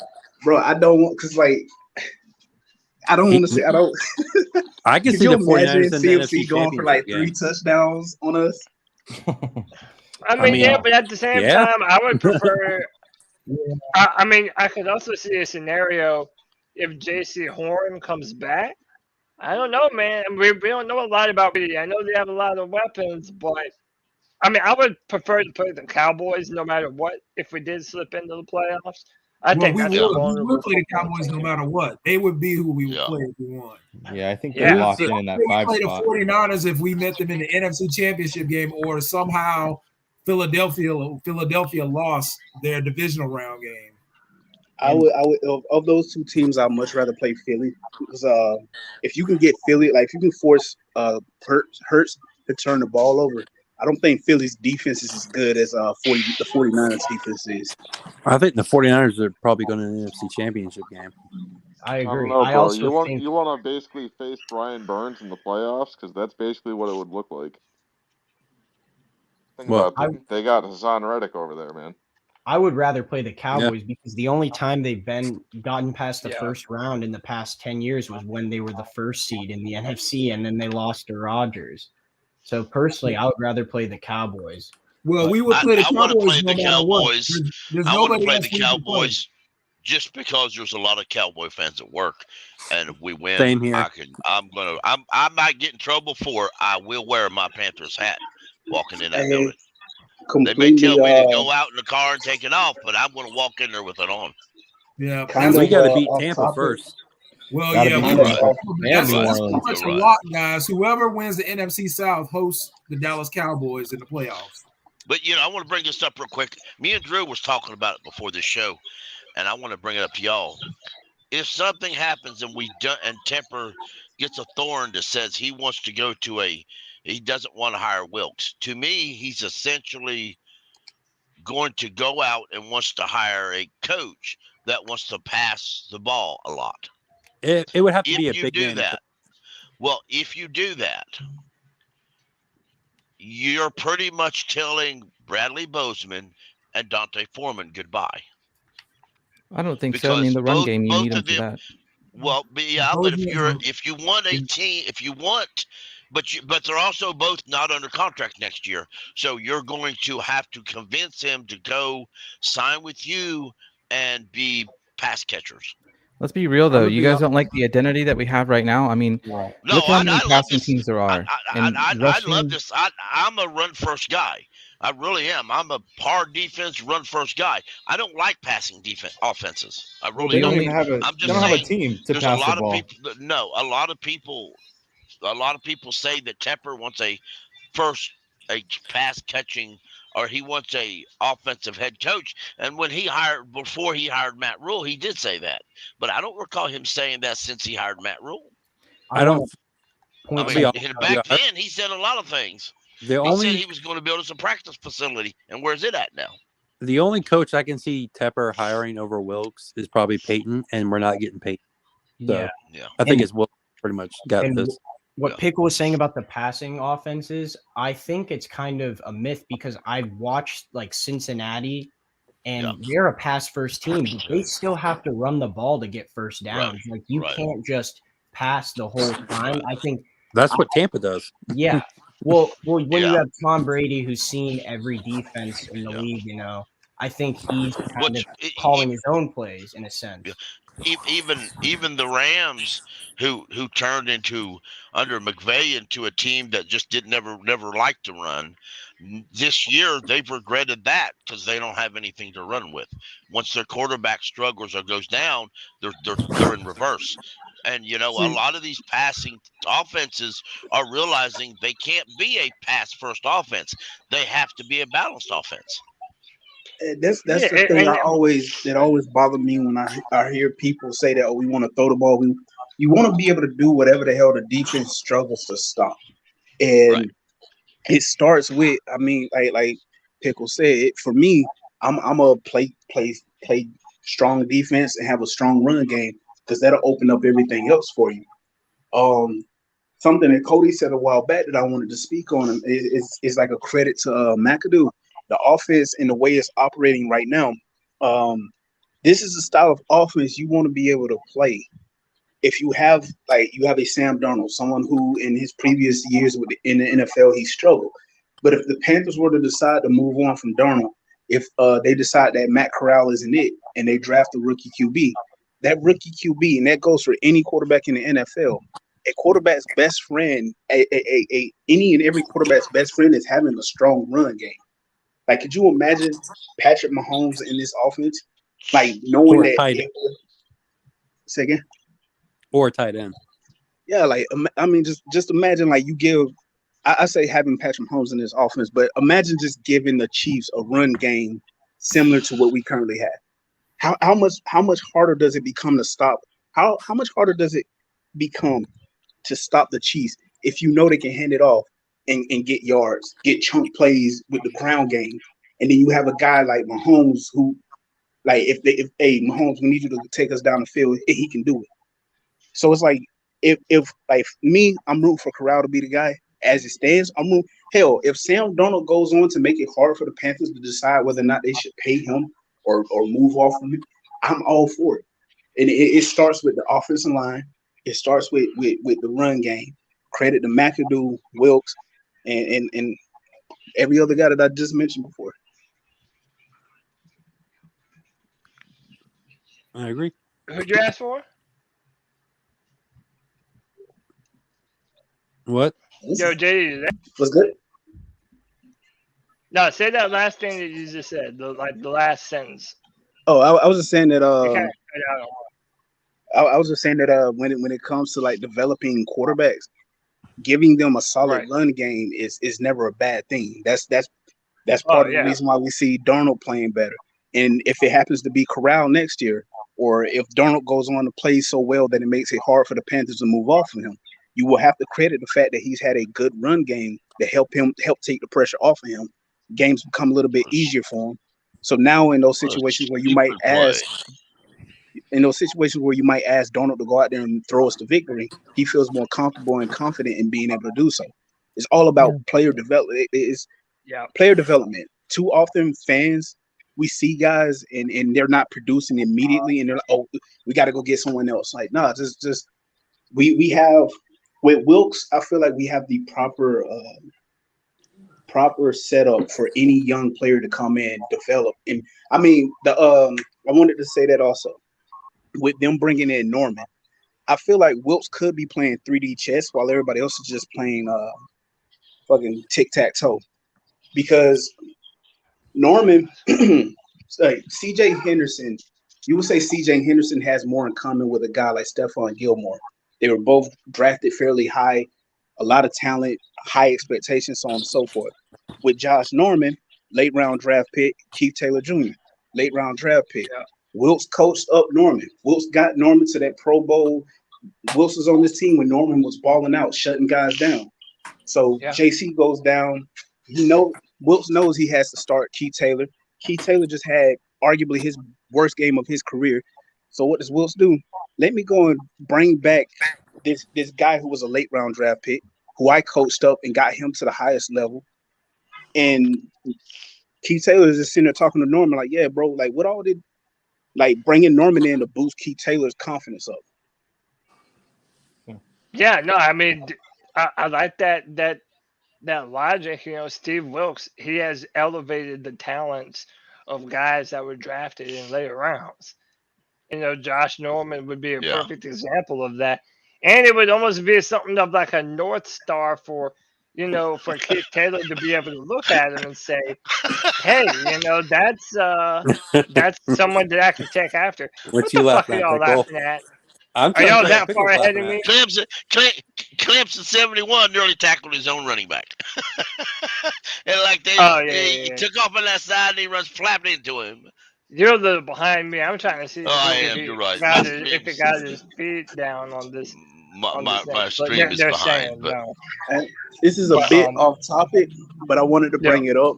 It's some, I forget when I heard about it this week, but I'm happy that the NFL and national media is starting to recognize that Mac Jones is indeed a dirty piece of shit.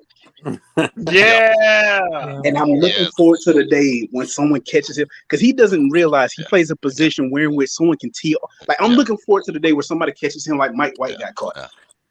Right. Well, he might be the starter after Cody, this year. that comment before that one, not that comment, one before that. Yeah, that dude asked a question a while ago in the chat, and I thought it was very interesting because I never thought of it.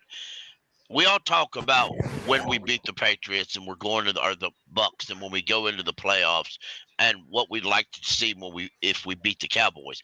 But here's the question: some folks also talk about firing McAdoo. How can you fire Ben McAdoo if you win a playoff game? Yeah, you can't during the season. Or are you talking about after the season? Well, after the season, I mean, then by then it doesn't matter because the playoffs will be over. Don't fix it if it ain't broke, right? I mean, that's my opinion too. No, so, I'm not saying fire. I'm just saying he's not my favorite. I agree to that. He ain't mine either. But if he carries you this far and he's willing to adapt what he's done to satisfy the quarterbacks or change his own ways, then Do you remember how we were talking in October? You remember how we were talking in October? We were 1-4, 1-5. I mean, like this team was. Yes. We were out of it. Everyone was like, "We're out of it." So it's like now we're in it. We December, really should be out of it, though. I don't know exactly how this works, but I would think that a lot of what I see is that they finally started to develop a playbook around the group of people and the talent that we have, and they're becoming more successful. So whether I would say you would keep him for as long as he's doing well. But even if he were to go, I would say that many of these plays should be retained in the arsenal kit for this particular strategic group of guys that we have. I want to bring this up. Oh, go ahead, Pickle. Go ahead. I'm sorry.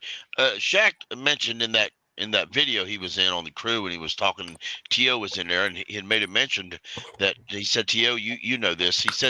He said one thing about Phil Snow's defense. He didn't say that, but is in the old defense before Wilkes, there were so many checkdowns and marks, and you got to leave people, your defensive guys, just to play. And I thought that was interesting when he put that, because it let me know that Phil Snow was so detailed on his defenses that it made it too complicated for individual players to have a lot of success, and I think that may have been holding our players back. That's exactly what someone just said in an interview. He was talking about just let us go out there and play and not have to think. Point us in the direction you want us to go, and let us go and play. Right. I wanted to bring this up. Have y'all had the Derek Carr conversation yet? Personally, I don't want him. I would rather pay Sam Darnold like $5 million a year. Don't fix it if it ain't broke. Yeah, exactly. Yeah. I don't want I'm Derek good Carr. with Sam Darnold. Sam Darnold showed growth. I'm good. I'm good with Sam Darnold too, but I will say I think Carr is with a shitty coach. Yeah, no doubt he's a solid quarterback. I'm just absolutely. I definitely agree he's with a shitty coach, but I'm sorry. Sam has played very well in this offense. I don't need to go and pull another Matt Rule and go, let's bring in an upgrade, bring in another quarterback. No, stop doing the same damn thing over and over again and expecting a different result. Right, because you're not doing if you want to draft a quarterback to grow and compete with Matt Corral and bring Sam back as a starter, that's great. Bring Sam back on a 2-year deal. And then if these two guys compete and they're to the point that, okay, we feel like Matt Corral or whoever they draft is ready to start, then okay, you slowly move Sam into the background. And when his contract is up, he'll be a great backup for the second year. And then he can walk away in the third year. You're not ideally for me, what the Panthers would do in this upcoming draft, and this is all assuming Wilkes is the head coach. Yeah. Whether Wilkes keeps McAdoo or he goes and finds his own OC, I would hope that the Panthers draft the best available defensive end, because it's the one thing. It bugs me because that Steelers game, in my opinion, showed it. If we could get a consistent pass rush with just our front four, then you could drop everybody else back in the coverage, and now you don't have guys like Keith Taylor on an island by themselves. They're able to get some help. So I feel like first pick of this upcoming draft, please take a defensive end, a defensive. I'm curious, and you guys can tell me because I'm trying to figure it out. Like I said last week against the Lions, they had Brown playing the nose guard position, and they had YGM playing defensive tackle. But when Brown is out there and Ioannidis is out there, like I feel like those two dudes are a similar build. Who's playing D tackle, or are they having them like their roles just alternate? Well, and to JD, the previous person's point, in one thing, I do think if Steve Wilkes remains the head coach, I think I would say quarterback is not a given. I think they will go BPA more than anything else. I don't think quarterback. Yeah. I don't think we'll draft a quarterback in the first round, because what we'll be picking at that point, they'll go with best player available, or they will try to trade back and accumulate more picks. Well, to your previous point too, that frees, if we stick with what we have that's working now, it frees up the resources to be allocated toward other areas that are also important. And in that case, you're right. We can get like another pass rusher, or we can get possibly a tight end, or whatever it may be that we feel is lacking. That it frees up the resources. Yeah, I mean, if you're gonna draft in the first round, I mean, I'm either you got to go either defensive end, linebacker, wide receiver, something like that. I think like those are like the three to me personally, and anyone on the D line, that's where I would go personally. I wouldn't reach for a quarterback, honestly. I don't know if it's. I don't really watch a lot of college football, but like to me, if we're going to be drafting so deep, like we're like 15th pick, let's just say, I don't think I would go quarterback there, honestly. I mean, you also have to remember what Scott Fitterer has always said from day one. There's a drop off at about pick 15. That should be Tennessee Bowl. At that point, it's BPA, or you trade back in order to accumulate more assets. Yeah. And we're probably picking in the 20s, to be honest. With what I was saying, like, if we go from pick 8 to pick 20. A position. My crazy ideal situation, and I wanted to get your guys' opinion on it. What, like, on the chance that we do end up drafting in the back portion of the draft, how crazy would it be if we're able to go out and get a young DN, somebody that can come in and have an immediate impact on the D line? But I was curious as to whether or not Wilkes might be able to coach J.J. Watt out of retirement. Absolutely not. No way. Y'all want to be down? No, I'd be down for it, but it's unrealistic. It would just be putting money. It would be putting money on an IR. That's what it would be doing. I think you only make a move like that. Pass rusher. I'd take him in a heartbeat. You also have to ask yourself, why would he come out of retirement to come and be a situational pass rusher for a team that he has no connections to? That's a move we're not that talking usually about if he would. But I'm he's saying already, if we could. J.J. Watt has already got one foot out the door. His wife just had a baby. He's done. He's not going to come back. But I was just being goofy with it. You want to develop your. If he wants to come, can I just say this though? I agree. I don't want to sign JJ, but if you watched him the last time they played Tampa, dude, he was in on like every play. The dude was living in the backfield. Cody, he went all out on the field. He knew that this was it. His career's done. So he's he knew that ahead of time.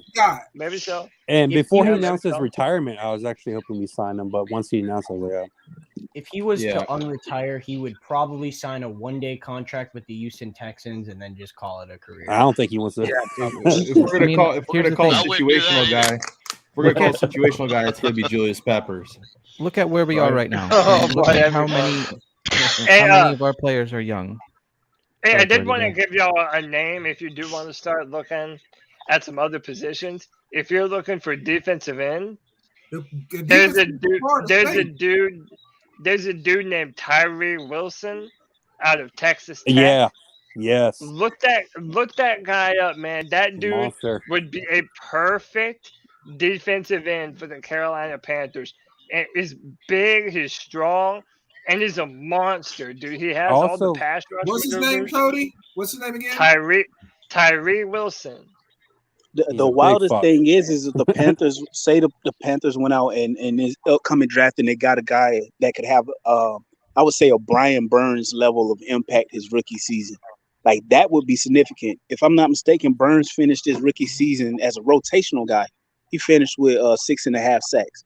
So if you bring in a rookie that can have a 6.5 sack season or better, like in my head, like that makes the defense, that one addition will have a bigger impact to the team than drafting a quarterback, a rookie QB, because I don't feel like, as Cody said in the past, there's not a quarterback in this draft that is leagues better than Matt Corral. So you're talking about a guy who would need to be developed. There's no Cam Newton, there's no Andrew Luck, there's no Trevor Lawrence coming out of this draft.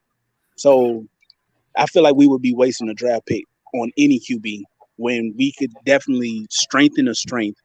Look, our offensive line is already solid, but strengthening strengths, you can never go wrong with that. Well, and the best part is most of our team's young. So if we start to kind of build up in positions that we are kind of lacking some strength at, then, you know, we have a very young team. And effectively, I mean, look at where we are now with, you know, like how the season started and where it's kind of ending. And, you know, so we could effectively be in the right place to become kind of a dynasty for a little bit. And Cody, I would say if you're looking at defensive ends, I would check out the Notre Dame guy. He sat out today, Foskey. Yeah, he set the sack record at Notre Dame this season. Oh, really? He's a guy. I personally think we need a linebacker too. Yo, Cody, I'm just pulling up the highlights from this guy you were talking about. Holy crap! Isn't he like that's more what of I'm saying. Monster, number 19. He's like a Stu, right? Imagine he can play outside defensive end, and they moved him into D tackle too. Yeah, he's like a Stu. He can do everything. What was his name? Tyree Wilson, number 19 in Texas Tech. He plays like Ndamukong Suh. He's 6'5", 275, but everything that you want. He's got the pass rush maneuvers. He's strong, and dude, he's ferocious. And this is my point. When you if you follow me on Twitter and you see me going back and forth, you know, with like the 4-man rush guys or whatever, to me, you are. If you're drafting a quarterback, even after like we were to potentially make a playoff run, like you're betting on a player that probably is not going to be ready in 2023. So yeah, you know, I pass up on a player like a Tyree Wilson or the defensive end from Notre Dame, or you know, if like another really good receiver prospect is out Mayer. There, like why miss? The tight end Mayer. Why would you miss on an opportunity to add another elite player to the football team? It just doesn't make sense to me. I'm already. Or will we be able to get him in the second? Who? Would this guy be a first round pick, or will we be able to grab him in the second? You talking about? Yeah, who? he's probably gonna be a first round pick. Unbelievable. So if we make it to the late teens, early 20s, to me that's probably the range that you're gonna grab him in. But people have been mocking him highly. So I don't know. It's gonna depend. But there are, my entire point, there is depth at a lot of important positions of need for the Panthers. So to me, why reach for a quarterback? It doesn't make sense, you know. Dude, that kid also, if I may add, on an offensive tackle from Oklahoma State. Yeah, he moved. He threw it with one arm. I'm already envisioning that dude I'm already envisioning him in black and blue. That's Dude, that's a player the Panthers honestly, need to everybody be. needs to watch Reggie White. He honestly ran upfield, tossed him off with his right arm, and beeline to the quarterback. That's what I'm saying. Like, Bro, imagine please. that guy on the other end of Brian Burns. This defense will be lethal. Holy And crap. like I And then said, you get to do, yeah. the next 2 or Yeah, 3 go ahead. years, the NFC South is probably going to be trash. Take advantage of it, man. That's how Yeah, why the not? Patriots created a dynasty. Yep. They had a solid run game. They had a defense that didn't give up a whole lot of points, and they had a quarterback that didn't make a whole lot of mistakes. I want to say this about Ben McAdoo. One of the things that he was praised for was working with tight ends. So I think if you do keep Ben McAdoo, you got to get a tight end in here. So like I would like to draft the guy Yeah. Notre Dame. Hey, I've been a staunch defender of Yeah. Ian, and Ian has made me eat my like. It seems like every player I try to defend, they end up making me eat crow. Like I tried to defend Michael Jordan, I tried to defend Pat Elflein. I've been trying to defend Ian. This past Sunday, Sam's completion percentage was 68%, which is damn good, but it should have been over 70. Ian had 2 drops, and the ball hit him clean in the damn hand. Ian's Yeah. a very good blocker. for He's a being very tight good end. blocker. He can't catch worth shit. Which is wild because coming out of college, Ian was designated. They was like he's a better pass catcher than he is blocker. He's improved as a blocker, but man's hands are for decoration half the damn time. One thing I do want to say, if I can interrupt, is I do like how Sam juked Aiden Hutchinson last week. Yeah. I thought that was very cool. I will Just say- outright juke that man, top defensive end right out of his ass. I will say. Hey, if we- also on if we on beat the Sam's Bucks- touchdown run, I don't know if anybody else caught it, but Sam did Cam's Sunday giveaway. Oh yeah, I saw that. I will say, if we do beat the Bucks, I think we should go out and sign Jared Cook for the playoffs. Get him ready for the last game. Possibly. Yeah, that's Speaking not of Bucks, I have about. I don't think it will, but I will love it. I have Yeah, about go ahead, 8 data Stats. points I need. I have been tweaking this machine learning script like all day long, and it's been like 93% effective at calling the previous game. So basically, there's like 8 data points that I need, and I filled it in with what I thought, but I would like to get everyone's opinion on some of these data points, and I can rerun this and see what it spits out. Yeah. Go ahead. What do you need? Turnovers or defensive turnovers. How many turnovers do you think our defense will get? At least Hey, one. At least 2. One. I mean, Three. I'm hoping if we can get 1 interception and maybe a forced fumble from Josh Norman, because y'all know how he's peanut punching out there. Yeah. I would say I would be really happy if we came away with 2 turnovers. All right, I'll stick with 1, and then we can always rerun with 2. Yeah. Rushing. Well, let's see. How about turnovers for offense? You think we'll turn the ball over? No. Once. No. Yeah. I mean, I think 1. I think 1. I mean, anything could happen, but it's like, Yeah. I'd say put. I 1. don't see it happening, but anything could happen. So I would say 1 just to be on the safe side. Play it worst case.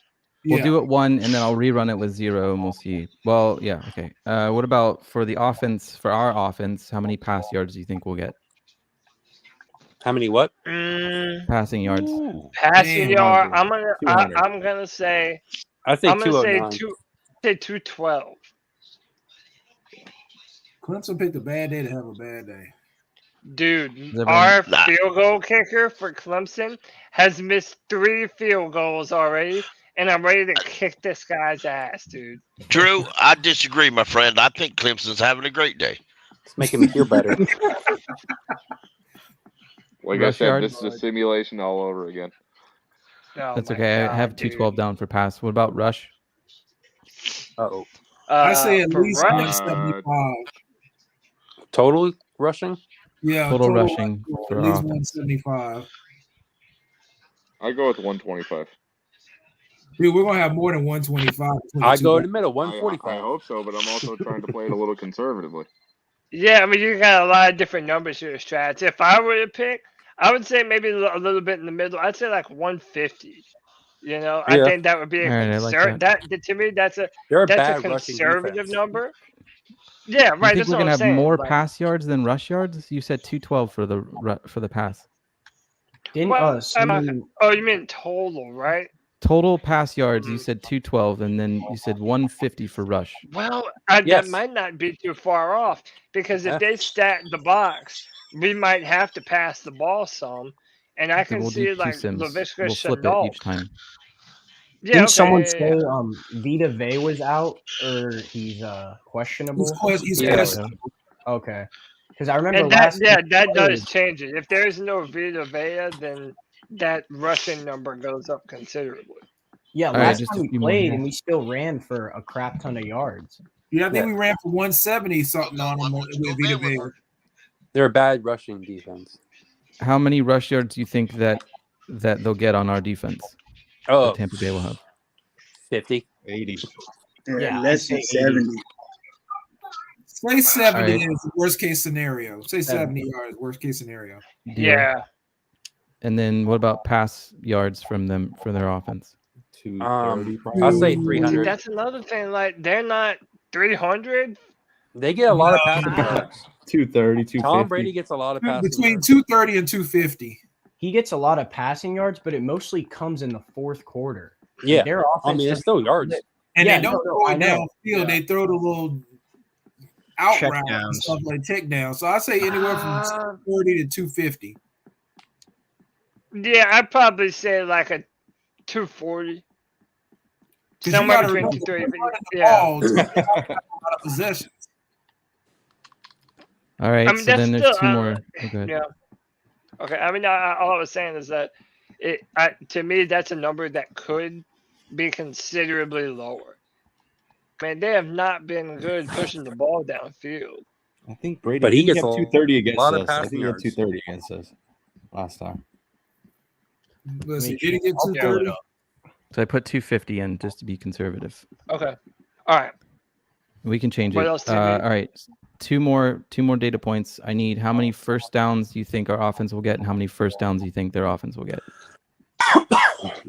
First downs, man. I'll put this in perspective. Detroit, we got 30. Pittsburgh, we had 12. 24 at the Seahawks. 19 at Broncos. I can see 24. Yeah, or 22, like around there. They ran for 45 yards versus us last time. 45.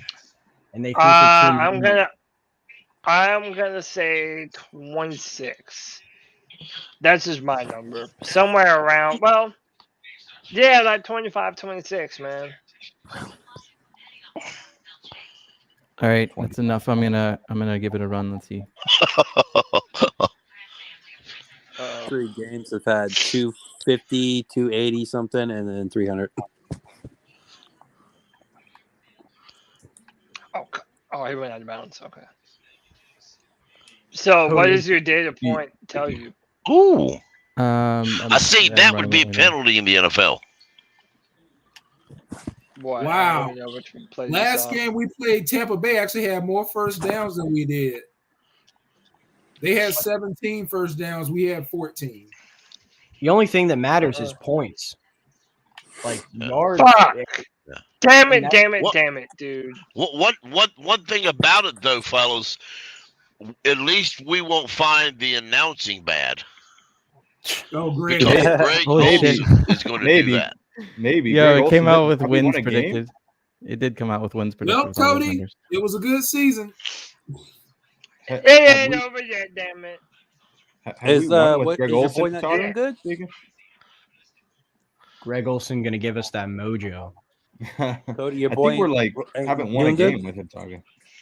My boy is playing fine. Tennessee. Cade Klubnik is not playing bad.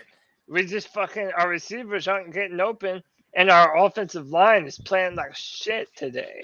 Let me ask you this, Cody. When you see that Tennessee quarterback throw the ball again, his passing, he throws the arm, he throws the ball differently than he almost side throws it. Look at it when he throws that ball again. Yeah, he has like a Phillip Rivers throwing motion. He does, don't he? It's, He's got yeah, an it's odd throwing motion. Yeah, he's Who got is, a weird wind up. Who But is he's a the big dude, though. quarterback? Yeah, he's 6'5", 245 pounds. That's Didn't a he come big from dude. Florida State? I'm not sure where he No, came actually, from. he was a backup in Michigan. He went to Florida high school. So It's showing that we pretty much need a turnover. With the stats that with the data points you gave me, we pretty much need a turnover. And it would We predict a need win. a turnover as one. we would need we would need one either- turnover to win. Either we need, if they have one, we need one, or if they have zero, then we can win with zero. That's what the model's like predicting it would be with the given stats that you gave me. So it's going to come down to pretty much like the turnover battle. Is what you're Well, saying. I mean, shit. These numbers could be completely different than right now. We're pass heavy on our yardage. It could be flip flopped the opposite way. Yeah. Okay. I mean that doesn't seem outside the realm of possibility. I mean, it's a division game. Like we're going to get the best out of Tampa Bay. They're Absolutely. at home. They want to show us in their own home that they're still going to be the division champs. And by the way, look at what's on the line for them too. Even if the Panthers win, we haven't clinched the NFC South. If Tampa Bay wins, they're the NFC South champs. So they're looking at this as a rings and shirts type of game. So, dude, we have never had more motivation to go on the road and smack a division rival in the mouth as we have tomorrow, man. True, and straight I up. should point out, humans aren't just data points. You know, I mean, I guess if you wanted to say we are, it's billions of data points per. You know what I mean? Things are a lot more complicated than 8 or 10 data points. Oh yeah, absolutely. No, for sure. Yeah. I'd be interested to see some of the numbers that you do more, and just like see how you're doing them. Yeah, it's definitely pretty cool. interesting, and It's called especially if you've been SPLearn. pretty accurate. Yeah, hell yeah. What else? Yeah. Who knows? Tom Brady might sleep on the wrong side of the pillow and his neck's messed up. That you can't put that stat in there. You know what I mean? Yeah, like right. like stuff like stuff happens. We're all humans here, so like it's like you said, it's anything could happen. It's humans out there playing, so Yo, Alex, I just know Super Bowl 50 jacket. Dude, yeah. I wanted one of those so bad, man. I wanted to get one of those at the time. Well, the Super Bowl was in Cali. It was in San Fran, so I was, I'm in the area, so I just drove up, and like they were selling them, and I mean I got a good deal on it too. These jackets were going for like $300. It was insane.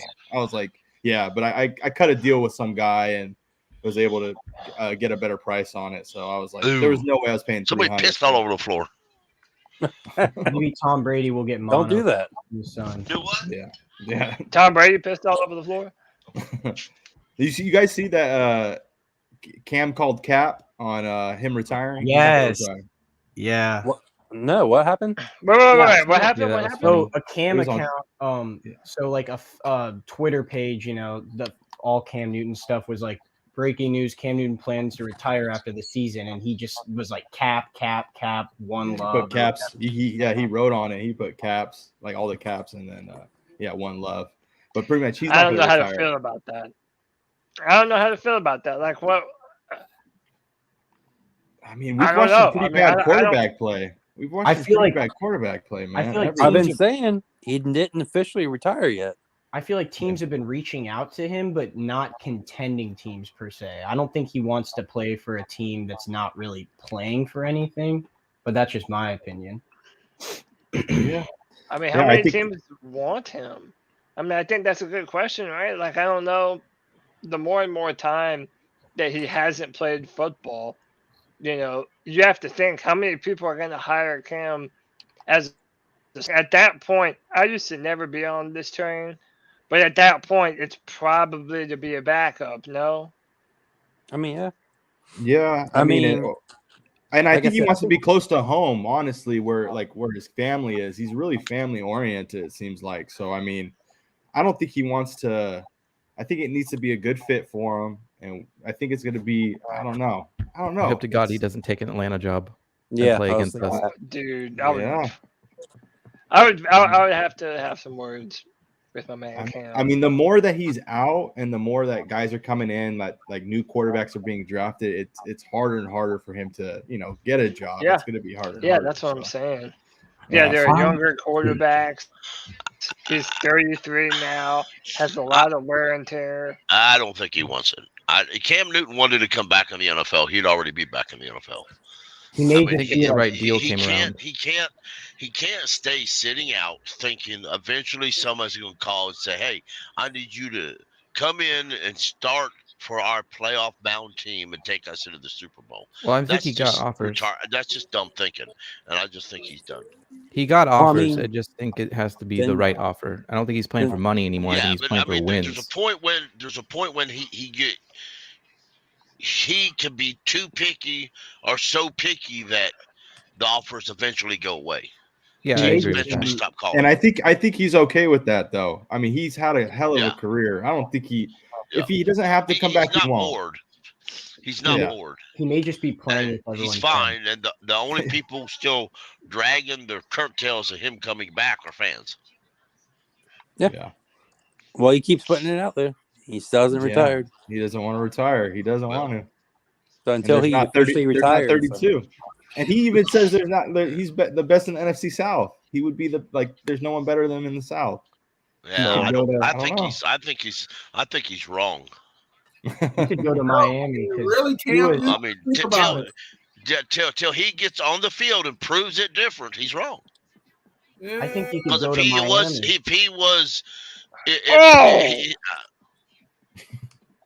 He just is. I mean, he has to prove it or lose it. Yeah, I mean, right now, I hear you. I'm just such a fan that I don't want to see him on a team that's going to either bury him or put him on a bad team behind a bad O-line, getting his ass kicked. Like, I'm done seeing that shit. That's probably why he didn't sign this year. He wanted to see the truth of it. Tannehill more than likely won't be with Tennessee after this year. And there's almost surely, if he ain't, he'll go to Atlanta. Yeah. I mean, he could go to Miami. I mean, like y'all was saying earlier, eventually teams are finding other ways to go about it. Yeah. I mean, definitely. Yeah. I just think last year was a fluke, though. I mean, like he came in off the couch and no line, Matt Rule. It was a whole thing. It was just like a whole. Let's understand. Cam Newton is who Cam Newton is.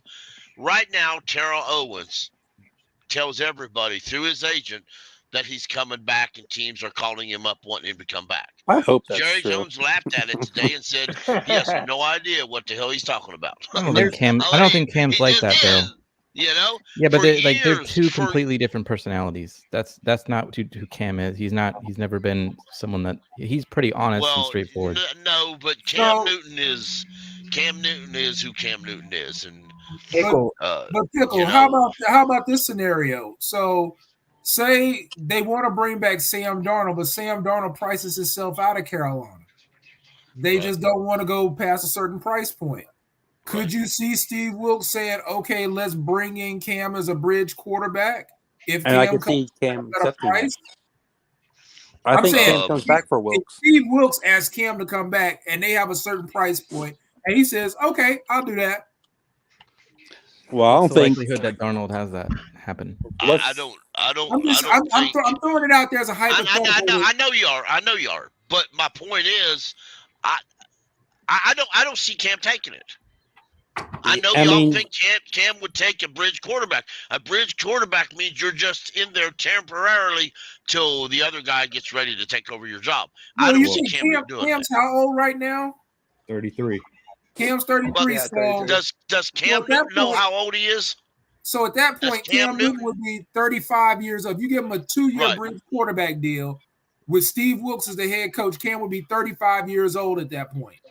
And there's a couple quarterbacks playing right now that are older than that. You're right. right. Is Cam going to take a smaller deal than Sam? I think Sam took a smaller deal than Cam. Cam Newton ain't took a deal yet. Cam got paid $10 million last year by Matt Rule, and I saw something that said for how many games? For like 6 games or something. But I think but I think I saw something that said Sam's value on the market is like 5.2 mil, but that's probably not going to be accurate at the end of the season. It's probably going to go up to somewhere around maybe 11 or 12 mil a year. So yeah, and then I mean also, he got 10 mil, but I mean I think he would take less. I think he would, especially to stay in Carolina. Hypothetically speaking, if Sam Darnold decides, you know what, my time here was great, someone offers him a bag, which can happen. The Colts might do it.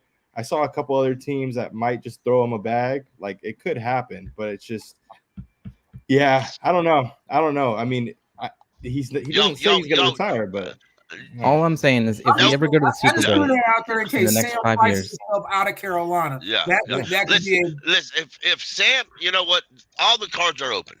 When all the games end and everybody's moving forward, everything's open, everything. But there's a lot of questions that have to be answered before we get to the point. If it's up to me, I would have already brought Sam in or Cam in, to be honest. But you got to look. Does Tepper want to go down that route again? For the money, probably. I don't think Tepper was the one that had a problem with Cam. I think Matt Rule was the one that had a problem. Matt Rule wanted the brand. He wanted to bring in his guys, and he wanted the brand. He got rid of Cam. That was one of the first things he did when he got to this organization. It was right after he said, I love this guy. I'm going to keep him. He didn't do anything other than get rid of him. From the day he walked in and said, oh, I can't wait to work with Cam and everything, knowing good and well behind the scenes he was going to cut Cam. Lies the whole time. And we talked about it. We talked about it earlier on this show. It's like, Cam was – Michael Jordan was out there. We had Dennis Daly out there. We had a lot of guys that were just like, I think as much as people don't want to hear this, and I know they don't, and I may agree with them, but I think you have a better chance of Carr coming here than you do Cam Newton. I do too. I hope not. I hope that's not the case. All I'm saying is, I know you don't want to hear that, and I don't say I do either. But I think there's a better chance of Derek Carr coming here than you do Cam Newton. That's the thing, Pickle. You would keep Sam Darnold before you bring in Derek Carr, because Derek Carr's going to. I wouldn't bring in Derek Carr either. I'd keep Sam Darnold. Yeah. If Sam Darnold prices himself out of Carolina, then there's no way Derek Carr's coming here, because he's going to get more than Sam Darnold. I don't see Sam pricing himself out, because Sam has to understand he's not putting up 5,000 yards a game. He's not. Hey, he's I have not an idea. Hall of Fame records. Here's what I'm gonna do. We're gonna put Sam Darnold against some other quarterbacks, and you tell me who you would prefer. Okay. Sam Darnold, Derek Carr. Sam Darnold, because I don't want to pay Derek Carr I don't want to pay him top 7 quarterback money. He won't. He'll be cut. He'll be cut. And then you. Hey, I think we got a crazy background. Someone background. Okay. Okay. So let me ask you this: Sam Darnold or Aaron Rodgers? Aaron Rodgers. Sam Darnold. Sam Darnold. Stop. Someone has to put their earbuds in or something. There's a crazy. Crazy. You guys can't be serious about it. Aaron Rodgers is a cancer. No, see, here's the thing. With a person, you get a certain level of talent, but you also get a certain level of like publicity and like extra stuff that comes tied along to them. Aaron Rodgers is not. I don't want all that. No, but he didn't say that. He's asking who's better. He's asking who you would want. Are you saying who you would rather have here? Or who's better? I'd rather have Rodgers. It's not even a question. I don't want all that bullshit. I don't think Aaron Rodgers has got a lot left in the tank, and because you can watch him play, he screws up more than he plays. He don't even practice, for the love of God. Also, here's the thing: he thinks he's too good to practice. He don't show up till right before preseason just to not to play in preseason. And we just talked about the identity that we have because here, he says right? he's so good he don't need it. When something gets screwed up, Sam will walk over and say, "Hey, that's my bad. I'm sorry." And Aaron won't fit the identity that we have. I mean, predominantly. And Aaron Rodgers says it ain't me, it's everybody else. Cody, so are you asking who we would rather have, not who's better? like who we would rather have on the team. I mean, yeah, like who would you like going into next season? Who would you rather be the quarterback? And by the way, I'm even considering everything that you would have to do to get Aaron Rodgers. So if you do trade for Aaron, I didn't even think about absolutely not. No way. I'm not giving up a multiple picks for Aaron. Agreed. The fake Rodgers. No. He's overrated. He's not worth it. I'm not saying trade, but I'm saying if we're just plugging in a guy, I'm plugging in. That's the only way you get Aaron Rodgers. Okay. All right. Sam Darnold or Lamar Jackson? Oh, Lamar Jackson. If he was a good, if we weren't trading away like every single pick, I suppose. I say Sam Darnold because the picks you have to give on top of the contract you would have to give that man if you triple your franchise. I've said it. If you know me on here long enough, you know I've said it. Lamar Jackson isn't worth to be paid the highest quarterback who ever lived. I mean, look at the Ravens right now. If we're just talking like, if we're very talking like, we have to like, if we have to like trade, you have to include everything involved in it. But you would have to cripple your franchise in order to pay Lamar Jackson. Right, exactly. I don't think you would. Okay, if you're paying Lamar Jackson, you're not paying Brian Burns, or you're not paying Derrick Brown. You're not paying Jaycee Horn. One or two of those players are not going to be on your team because you can't afford them. Right. I think you could. No, you can't. I've seen the Saints do it all the time. And look at the Saints now. The Ravens offered him. The Ravens offered him $60 million per year, and he turned it down. Well, he's going back to the Saints, and they're going to re-sign him because the Ravens suck on offense right now. I'll throw this out there. This may be crazy, but I would take Tyler Huntley. I wouldn't take him. I mean, I believe the Ravens are going to franchise him anyway. Not over what we have, though. Yeah, not over what we have. I think the Ravens don't have any great personnel for them to work with personally. I mean, I that's my opinion, but once again, I mean, I wouldn't take Lamar. If you're going to have Anthony, you just said it, Anthony. You said they don't have great personnel. Well, when they pay him that $300 million contract, fully guaranteed, how are they going to afford personnel to put around? Yeah. And also, if you're paying a quarterback that kind of money, you better be able to make your nobodies a success. Yeah, I mean, you have to be able to hit on. You have to hit on late round draft picks. Yeah, and you have to be able to win in free agency as well. Being a quarterback, you have to make up for everybody else's failures. I think Lamar Jackson is the great money. and That's what you do, but not for that kind of money and not to cripple my franchise long term like that. No. All right, hey, let me give you another one: Sam Darnold or Jimmy Garoppolo? No to Garoppolo. Sam Darnold. I'm still shocked. I'm still shocked on the Rodgers thing that y'all don't want. That guy was MVP last year. Okay, if it was a perfect world, Aaron Rodgers does not fit Carolina. If he was like, "Hey, I'll come there," entirely different. You fit Rodgers. Okay. I got one for you. You said that it doesn't matter. Well, you got to remember, Matt Rule had the brand that didn't fit Carolina, and Matt Rule's now in Nebraska. Yeah, but this is Aaron Rodgers we're talking about, bro. Like this ain't Aaron Rodgers at 24, 25 years old. This is Aaron Rodgers. You won the MVP last year. And what is he doing this year? And what is he doing this year to get him? I think it's you have two first round picks at minimum. He's got rookie wide receivers out there, man. You don't think him and DJ Moore? You think DJ Moore would have like 1,500 yards? So tell me something. You're willing to give up the next 2 years of first round picks to bring in Aaron Rodgers, is what you're saying? Yes. It was considered retirement now. Absolutely not. It was considered retirement now. Yes. Let's consider retirement last year. Wait, hold on. Go ahead, Strat. How long do you have him? So everyone's making good points on this one. As far as you have to, if you got him for free, that's an entirely different conversation than if you have to give things up to get him. And if you do give things up to get him, you effectively might be crippling the franchise for this franchise for I will agree with years. that. You only get Aaron Rodgers if you are ready to win now. If he is the only missing piece on the look what happened to the Rams. The Rams gave up 2 first round picks for Stafford. They got 1 Super Bowl out of it because they were ready to win right now. Exactly. In my opinion, and in my opinion, Aaron Rodgers is exactly what Russell Wilson was last year. Exactly. So look at Denver. Look at what Denver did to themselves by trading for Russell Wilson. Let's go back in time. Who had this conversation last year wanting Russell Wilson? But Donald Duck, it's not about just getting to the playoffs next year. We can get to the playoffs this year with Sam Darnold. And we don't have to pay Aaron Sam Rodgers, you Darnold. better be ready to go to a Super Bowl. And we don't, and like even for Jimmy Garoppolo, he's still making a lot of money. Like these game managing quarterbacks are still making a lot of money. So like realistically, Garoppolo will be a free agent after the season. I would take Sam Darnold over the field right now, to be honest. Exactly. I would too.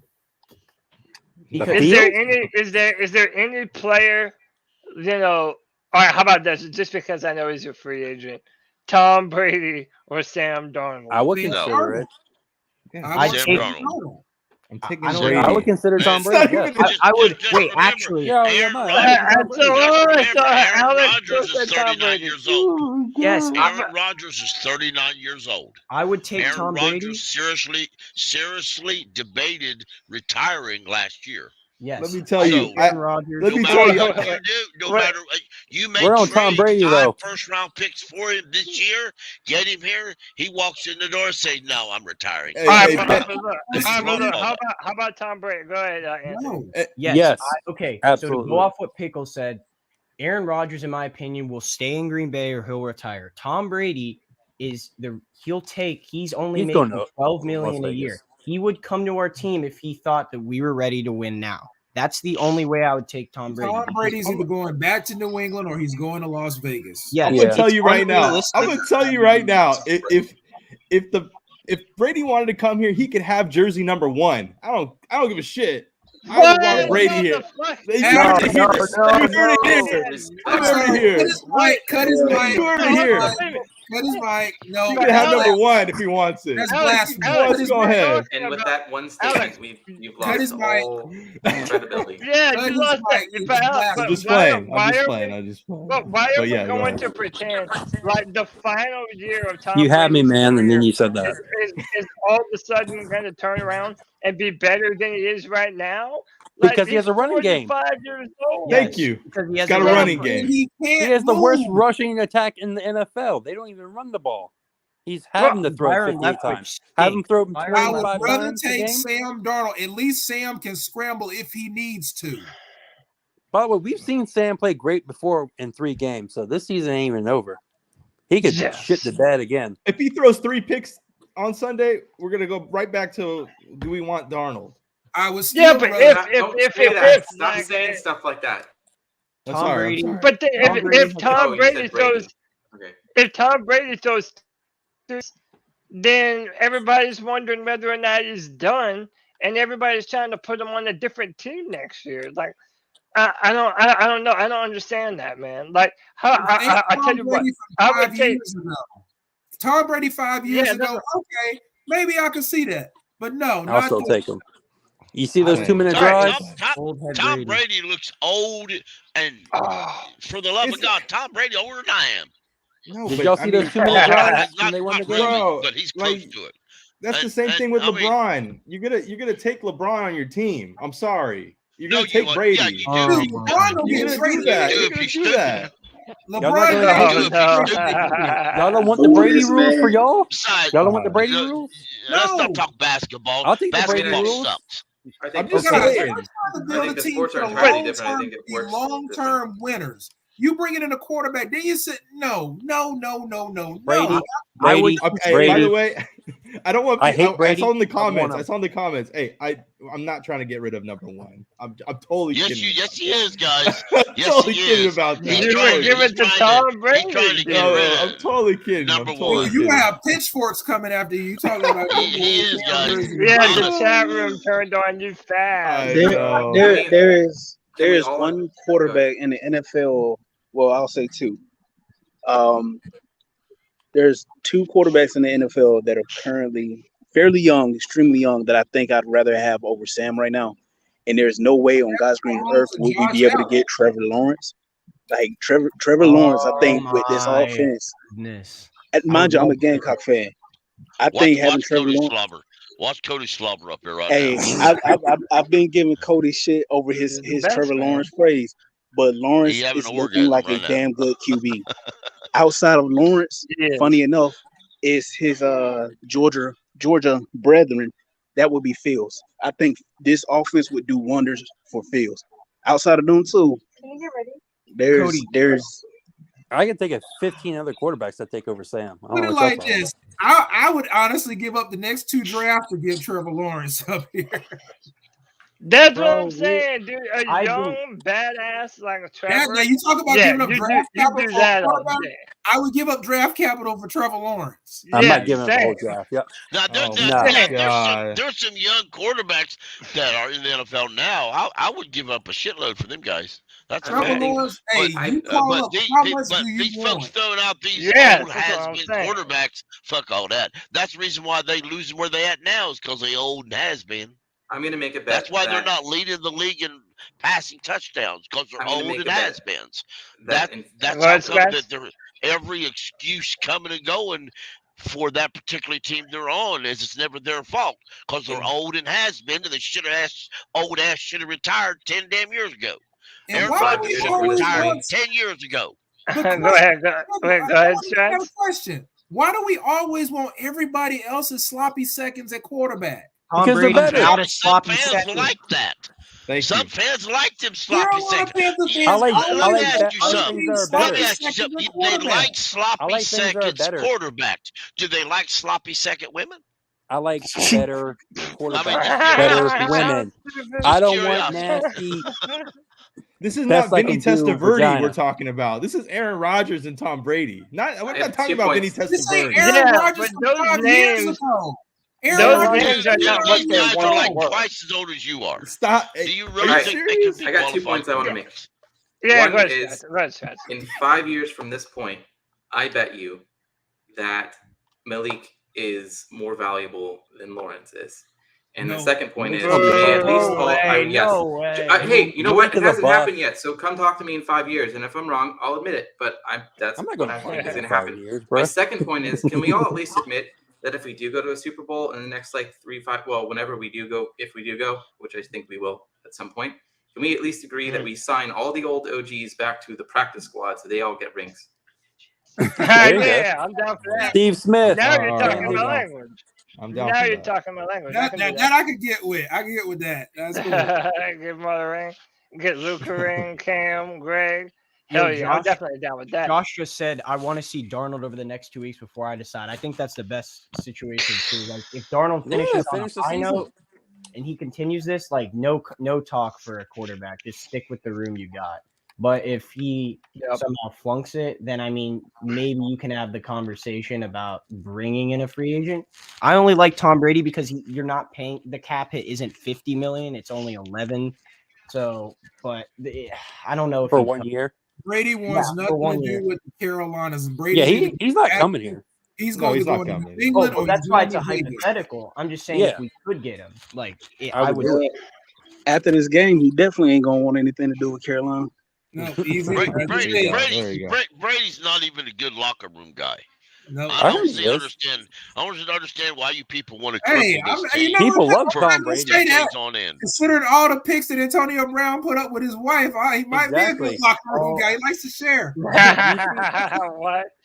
You see That's the text crazy. message he sent Antonio Brown that he put on the Twitter? Dude, that dude is out for him, man. It is. Crazy. I don't know why. He's stuck up for him. That's what you get for helping out Antonio Brown. Crazy. Everybody Exactly. that's ever helped that man, he's put under. Yeah, I mean, I think the point that I was even making with the comparisons is that Sam Darnold, yeah, he hasn't been great his first few years in the NFL, but out strong. There is a reason this guy was drafted number 3 overall. He has the physical talent. He has the build. He's mobile. You know, I would say durability has kind of been an issue for him. I maintain that I was right before the start of the season. We should have started the year with Sam Darnold as the starter and Matt Corral as the backup and have PJ at third I string. disagree with you on that just for this one point. If you had done it that way, Matt Rule would have ruined Sam Darnold. Yup. It was best that Matt Rule left his ass out, got his ass out of here. That was the best case scenario. Like, obviously, we would want all Sam that Darnold. duking around and you didn't Obviously, do we shit. would Yeah, want but Sam then Darnold. also, like, maybe if Sam starts, maybe you can make the case that, yeah, Matt Rule would be terrible with him, but as soon as Steve Wilkes was the interim head coach, he would be able to turn that around like he has But been able to now. look how much deprogramming you would have to do at that point. It was a great thing that Sam was actually out during that time. Yep. Yeah. He got to sit, he got to watch, he got to learn, he got to do everything but have pressure on him to go out there and perform. Yeah. I think it would have been a lot more pressure on him. Like, I think it would have been on him. I think it would have been the spotlight would have still been on Darnold. And now instead it was on Rule because it's like his third quarterback and still couldn't figure it out. So we got him out. And I mean, it's looked better. Honestly, it's looked better. Sam Darnold is playing behind the best offensive line he's ever played behind, and he's playing with the best running game he's ever had. Yeah. Well, that's all he needed. All he needed was an offensive line. Right. But one thing I want to say, though, since we're talking all this stuff, is also remember now that we have a good offensive line, hypothetically say we're going to get an excellent head coach, you're going to see a lot more free agents want to come here. You're going to see like this. the team Pickle, make a call and it's, I'll go see I it. 100% agree with you, Pickle, but if Steve Wilkes is a head coach, you're definitely going to see players looking around hey, I want to come to we Carolina. won't have a problem getting defensive end then. And remember, Clowney came that far from signing with us last year. He's a free agent next year. We lost out on Dunlap because of Matt Rule. We lost out on a lot of players because of Matt Rule. Yeah. So it's next year we get a good coordinator, we get a good head coach with a solid offensive line and some good supporting cast. We're gonna get free agents want to come here. Yeah, absolutely. Yeah, no doubt. But the best thing about finally Sam, have a and I'll say structure. this: you give Sam Darnold a tight end he can count on, and you'll watch him go far. We need to draft Michael Meyer, as I've been saying. We won't be in a position to draft Michael Meyer. He'll be gone. Nah, he'd be there. It's so nasty, man. Not in the We 20s. need a tight end at least. We need a tight end. He'll go right outside the top 10. He'll be I pick 16, 17. He'll be gone. You think he'll be a top 10 pick? Like guaranteed? No, I said no. Michael Meyer, no. He'll be gone by pick 16, 17. He'll be gone. I could see that. Jay Stu was on some podcast this week. I forget what it was. I think it was like Believe or something like that. You guys see that? Yeah. That's his show. Oh, I didn't know that it was his show. But I got to ask him at least one question, and I asked him something. I'm surprised they answered, but it was like, given that we won the last game against Tampa Bay, when you play in your same division, like you obviously play your division more than you would anyone else, right? And so my question to him was, do you change anything going into this game? Do you assume that they are making changes and so you're counteracting, you know what I mean? Like you're assuming, or like how does that work? When you go into the game, do you use the exact same kind of strategies that you have deployed the first time, roughly speaking, or are you making like substantial changes, assuming that they've made adjustments, or do you wait to see if they've made those adjustments to what was effective the first time? How does that? I don't even know how that works. I mean, I think you kind of have to make some theoretical adjustments based on how they might game plan for you. Yeah, I think that it's always If Tampa comes out stacking the box, you may see running some bootlegs and get the pass game going, and if we can score off that, then you may see us going back to the strong running game. So I don't think they're going to come out and do the exact same thing that we did versus Tampa Bay the first time, but I think it's going to be very similar in terms of how we win the game. We just got to be ready for Bowles on third down, because he loves to bring the heat on third down. He loves to bring the blitz packages, and he loves to just go out there and get at that quarterback on third down. So I honestly think third down is going to be huge for us. In that first game, PJ Walker, I forget who it was that said it, but the run game didn't really take off until the second half. In that first half, PJ was he was a good game manager. He hit DJ in the back of the end zone for the toe tap touchdown. I think later in the game he hit Tommy. Like I know PJ had 2 passing touchdowns in that game. I can't remember when it was he hit Tommy for it. But in the first half, it was like a healthy balance. And then in the second half, we started running the air out of the ball. So my hope is that McAdoo has faith in Sam. And right now, my faith in Sam is at an all-time high. So as I said earlier, if they decide to load the box, I'm hoping they go over the top. Like DJ and Terrence have shown their ability to get past corners, beat corners, and get downfield. Like one-on-one, ain't too many people gonna be able to lock DJ down. So if they want to load the box, let Sam take a shot downfield and it'll fix all that real quick. First play the Panthers run, rushing or passing? Don't ask Tony that question. What's the first play the Panthers run? Is it going to be rushing play or is it maybe passing play? Play action, boot to the right, pass to Terrence Marshall. It's going to be a run up the middle. I mean, the run to the right was more effective. It's a counter. The data showed the run to the right was more effective. I don't know if they make adjustments. Sam Darnold read option for a run for a touchdown. What, first play? No, do a toss play. Hand it off to Devonta or hand it off to Foreman. Let him pitch it back to Sam. Sam takes a deep shot into the end zone. Let's go. No, mine's gonna be double reverse. So to DJ Moore. So they're gonna toss it, sweep right, and then back to DJ, and DJ's gonna go end around left side. Yeah, that's my guess. Isn't it crazy? Cade, here's what it's going to be: a Arby's package, and they're going to hand it to Cade Mason. He's going to run it 90 yards for a touchdown. Oh yeah!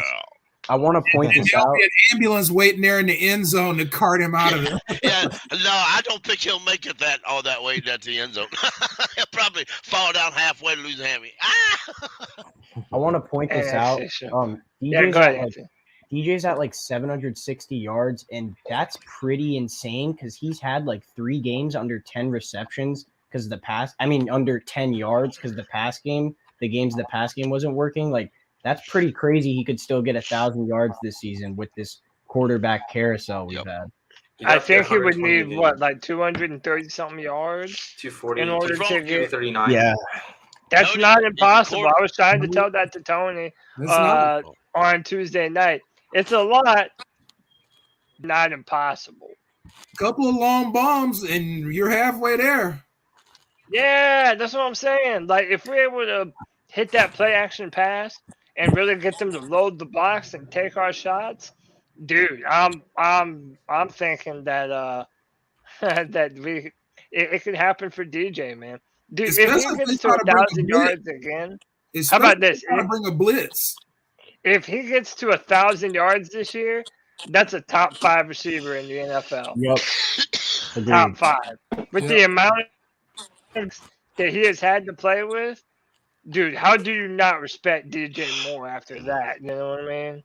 He's not, I'm sorry. I love DJ Moore, but he ain't top 5. If he goes over 1,000, he's damn sure top 5. You haven't seen him with a top. No, 10. I know. No, I understand, but like, no, I can't put him in there either. Yeah, he's not top 5 though. He had one game with 152 yards. I'll say that. That's the first fine. game against Atlanta. I'll say that, but top 5. I mean, you got to look at Justin Jefferson, Jamar Chase. Yeah, there's a lot of good wide receivers, but I'm saying how many people are going over 1,000 yards with all of the different quarterbacks? No, I mean. It's impressive, but that people don't. Yeah, but it's impressive. But it's like, dude, you can reasonably see DJ Moore having a Jamar Chase type of season if he had the type of quarterback throwing him the football. I think it's Matt Corral and Sam Darnold that should be competing for that spot. I think they could both do that. I think Matt Corral could be really effective in this offense. He just needs a franchise quarterback, man. Get him one, and I'm telling you, this guy is top 5, man. He should be considered most of receivers, man. He only had 2 games over 100. Well, the first was when we went to Atlanta, the game that we should have won and didn't. And then the second one was Denver. Oh, And that was like a 70-yard bomb. So he didn't really have it was just at the end. He had 6 receptions for 54%. 55%. He was cooking Surtain in that Denver game. Like, he was cooking him. Yeah, Sideshow's right. Surtain's like a top cornerback. He sliced and diced him. Yeah, he's like 10 to 15. I agree. And by the way, how great he's been since. And like my man Jay Jet says, what was he saying about D-Hop? What was he saying about D-Hop? Get the needle? It was like D-Hop. No, it was like D-Hop was shut up. D-Hop was not he was the top 5. He was the top 5, or he is a top 5 receiver. But he had a bunch of bums throwing him the football, and he was still making plays too. And to me, that's a good comparison. Top 5 receiver. Hop still had the stats though. Hop had the stats too. AJ Brown's better. CD Lamb's better. Jefferson and Chase. I'm taking DJ Moore over CD Lamb every day of the week. I'm sorry. All the rest of them, yeah, but CD Lamb, no. You have to think about it. Some of these teams like have specific schemes for these wide receivers. Like when I watch the Bengals play, they have these certain plays they run for Jamar Chase. So like a lot of these offenses already have these set plays they run for the receivers. You know, like if we ran more passing plays, I think DJ would have more opportunities to score. Agreed. And also targeted. How many times they're targeted, and then if they are targeted, what's the stat where it's like how close the ball is relative to their position, which that doesn't even factor in if he's going this way and the ball's thrown behind him, but it's within that radius of being within a catch, like that factors into you can't necessarily just come out and be like, oh, this guy's definitely better than that guy.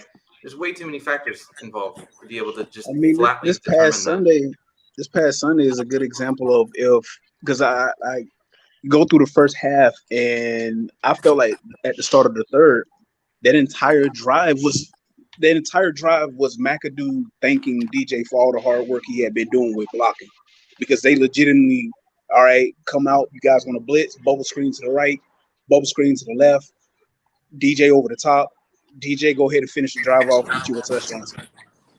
Like I as I've been saying, I feel like the Bucs are very much going to load the box up. And I feel very confident in Sam being able to make them pay for doing so. And like a couple 40-yard bombs. I would very much love to see DJ go for. Like I said it prior to the Seahawks game. I felt like there's going to be a game where in which Sam and DJ are just they're clicking, and I feel like that's going to be this Sunday. Like Sam's going to catch the Bucs slipping, hit DJ over the top a few times, and that's going to be game. I don't think it's going to be close. I mean, real talk, listen, I'm not saying that a lot of these other receivers are not incredible. They are. But when you look at how good DJ has gotten at his route running, like he doesn't have the touchdowns because he doesn't have the quarterback consistency. That is literally the only reason why. He would have numbers that look career just highs like right now. Chase. Yeah, that's what I'm saying. He would have numbers that look just like Justin Jefferson and Devontae Adams if he had that type of quarterback play. Look, I'm not going to be able to prove that because it's changed time and shit. But yeah, I mean, I just think that once you get him some consistent quarterback play, there is no reason why you do not mention DJ amongst those types of names. That's all I'm saying. I would go further to say it's not even necessarily specifically just quarterback play, but also play calling, because there was a game or two where they had DJ block, and I think I would get, I don't know if he did this or not on purpose, but I would guess he kind of was calling the plays like that, be like, okay, well, they're going to expect this, so let's kind of do it this way. And so some of that's also in the play calling. To Cody and to Cody and Strat's point, so the coach of the offensive coordinator of the Rams last year, who helped Cooper Kupp have that crazy season, is the coach of the Vikings. And you probably see why Jefferson's open on every play is because he's scheming up these plays for Jefferson. So it is a lot of it is play calling. Yeah, no, 100%. Yeah, when you have. I mean, Sorry, go ahead, I mean, Cody. Sorry, go ahead. Ben McAdoo, he likes to pass the football. And as he continues to grow more confident with Sam Darnold, or maybe later on Matt Corral, yeah, I could easily see him more doing those very same types of things. That's all I'm saying, man. Yeah. No, I was hey, just, I was just, yeah, go ahead. yeah, I was just gonna Go say, ahead, Alex. I mean, yeah, I was gonna say, and not to knock DJ, because I honestly, DJ's probably been, he's like our best receiver since Steve Smith. So I mean, like, props to DJ Moore. Like, I think he's a great talent. I think yes, he hasn't had a fair shake as far as like quarterback play. He's had Kyle Allen, Teddy Bridgewater, Darnold, Baker, he's had, you can name them all. So, I mean, he's had all these different kinds of quarterbacks. So he hasn't had the consistency that you would like as far as like quarterback with wide receiver. And he's still bringing out mass numbers, like big numbers. But it's just to put him top 5 compared to, okay, fine, take out CD Lamb. I mean, Stephon Diggs. There's a lot of other guys to me that like have proved it for a little bit longer and showing the stats as well, like even getting in the end zone. So just things like that. The end zone thing to me kind of like puts me like where he's in the 10 to 15 range personally. That's true, but they might have had more opportunities. So I think just what everyone else is saying is that if DJ gets more opportunities, the data might actually look a little more on par. Yeah, absolutely. I mean, we'll go around in circles. Like, at the end of the day, absolutely. I can't. DJ does not have the numbers of those guys. Yes. Right. Maybe if he he had a better stable situation, maybe if he had a better situation around him, maybe he would. But I'm never going to be able to prove that until we actually put that kind of situation around DJ Moore. And I'm hopeful because I feel like we've gotten the closest to that. We're to that right now than we've been able to do for him in the past 4 years. And to me, that's a good thing. We're moving in the right direction. And now that Terrace Marshall Jr. is starting to come into his own, that's also going to help DJ because now you have to worry about this 6'3", 220-pound receiver running a 4.4 that you're also going to have to allocate some defensive backs over to him as well. So, yeah, I mean, as these things continue to get better and better, talent-wise on offense, I think DJ is going to continue to ascend, and I'm happy that we didn't trade him. Y'all remember earlier this year when there were rumors that the Green Bay Packers wanted to trade for DJ Moore? Like, I'm sure as shit happy that we didn't do that now. I saw something on Twitter. It was from Steve. Well, it wasn't from Steve Smith, but it was Steve Smith saying something. Someone just reposted the video from a while ago. And I think it was either prior to drafting him. Yes, it was either prior to drafting him or it was right after we drafted him. And I don't know. Do you guys remember this video? That he was kind of saying, draft. Well, he said that the Panthers have never found the replacement for until me today. Until today. Yeah. Hey boys, I'm gonna jump out, but it's been lit. I'll see you. Hey Anthony, hold on before you go. We're getting ready to go. I wanted to get everyone's final prediction. Okay. Before we get out of here, so Anthony, since you gotta go, give me your game prediction. Who's going to win and who's going to be the player of the game? All right. So I got the Panthers 24-20. And player of the game, Brian Burns, 2 sacks and 2 tackles for loss. Let's go, baby. Let's fucking go, boy. I like that shit. Yeah. Anthony, I appreciate you, big dog. Yeah, I'll see y'all next Friday. It's been lit. Oh, yeah, man. Later, man. Right. Peace out. Peace and love, brother. All right, next up. Hey, Nick, are you still with me, bro? I think Nick fell asleep. Nick's in bed. Nick is passed out. R.I.P. Nick. Love you, bro. All right, White Chocolate Espresso, my man. Give me your final score. Who's the player of the game? I'm going to say 24-17. And player of the game is going to be Devontae Foreman. Ooh, Devontae Foreman. I like that. And you said 24-17? Yeah. All right. We got a lot of Panther love, man. I like that. Hold on, let me see. Somebody said something. Yeah, Nick, if you were talking, I can't hear you. Nick, say something. Hear me now? Yeah, now Can I hear you you. hear me You're now? good. Okay. Yeah, All you're right, here. You're here. I hear sweet. you. Let's see here. 34-30 Panthers. 34 to 30. I'm worried about our corners, man. I really am. So. All right, but you still have us pulling out the victory. Yep. All right. Who's the player of the game? DJ Moore. Nick. With DJ Moore. All right. DJ Moore with 112 yards. Nice. 112 yards, baby, dude. I like that, and I even like the fact that it might be high scoring, just because you don't, like maybe it ends up being a super competitive game, and they put up some points. Yeah. But yeah, we'll That's what I'm see. hoping for, man. Yeah, man. Strats, let's go to you, man. You are our numbers guy running all these simulations. I appreciate it. What's your final score? Who's going to win? And player of the game? I think we do pull out the win here, and I think it's going to be 30-17. I think Chuba is going to be a lot. I think when I asked earlier what everyone thought was going to be the first play out the gate, I think they look at the last game and say, damn, we should have been running the ball earlier in the game. And I think they don't correct for the run. And I think Chuba gets at least a touchdown on this one. I think he does a lot of the rushing yardage too. Nice. Yeah. All right. I like that. Hey, Cody. Yeah. What was the stat when we were under Matt Rule? Like games, like was it over 16 points or under 16 points? If they scored 17, we were 1 win.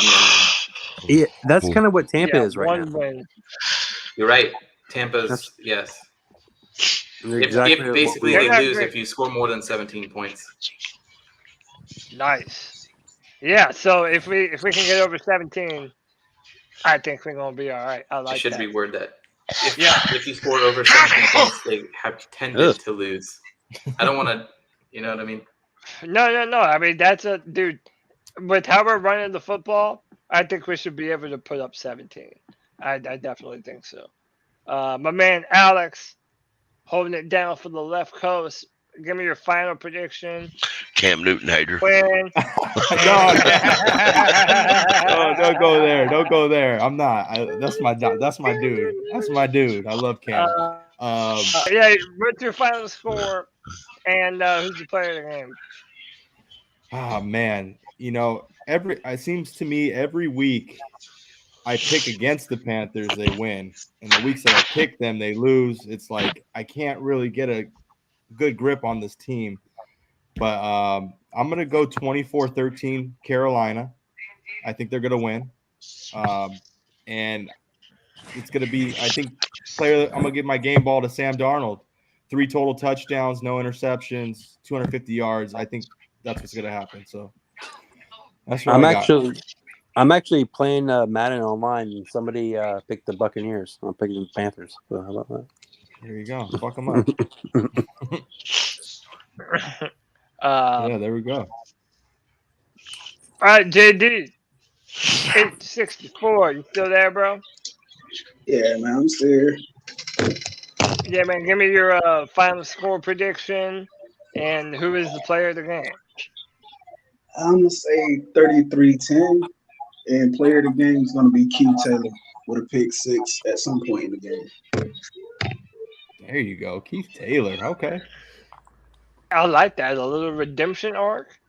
I'm into that. I am into that.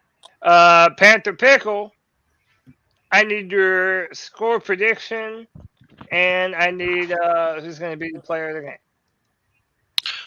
Panthers 28-10, and I'm going to go a different route here. My player of the game is going to YGM. He's going to line up on the inside a lot, and he's going to get 3 sacks on Tom Brady. Hey, all right. I like that one. That's out of left field, but I like that. I like that a lot. YGM getting some redemption. I'm into that. Drew, talk to me, man. I need a final score and a player of the game. Who's going to get it done? Final score 28-14 Carolina, and my players of the game will be the offensive line. Line play. I like that. Man, I mean, I'm hearing a lot of points. I think that's a good thing. I think we can do it. I'm going to give my prediction, man. I'm going to say 28-21 Carolina, and my player of the game is Fear the Beard, baby. Sam Darnold. I got him throwing for a touchdown and rushing for a touchdown, and I got him going over 200 yards passing. I think it's going to be another really good performance for the boy. Fear the Beard. That man's got a red beard. He's got some black Air Force energy. I love it, man. This is a brand for this dude. I'm not going to say I'm not. Well, gentlemen, I'm about to go hopefully watch my Tigers come back on these damn Volunteers after halftime. And maybe if I'm lucky, not gonna happen. Maybe if I'm lucky, they'll score a touchdown. What's the score? We'll see how that goes. 14-3. 14-3. Oh God, damn. Dude, that's fine. That's not a problem. If we play consistent. So far it is. Cody's like, we got him right where we want him. Yeah, I mean, dude, we're only down. Now, Cody. Shut up. We're only down 11 points. Dude, we got this, man. The only reason why the score ain't higher for Tennessee is because Tennessee's choosing not to.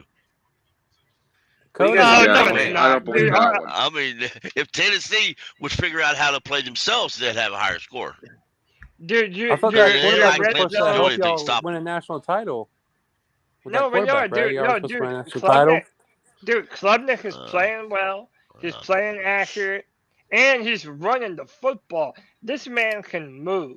With no touchdowns. If he's taking the hits he's taking, he ain't be moving too much more. All right, I got to take it away. Even Clemson's head coach had to come out and give him a big hug after halftime, telling him he loved him. You missing DJ? He probably is. That's what it is. All right, I'm getting the hell away from y'all. My name is Cody Lashney, host of the C3 Panthers Podcast. This has been another edition of the C3 Friday Free For All. Hit that like, hit that subscribe, hit that notification bell for every single time the C3 Panthers Podcast goes live. We will be back with the post-game show this Sunday after, hopefully, this big-time Panthers W that we're about to acquire. So, everybody, you already know what we do. Keep pounding.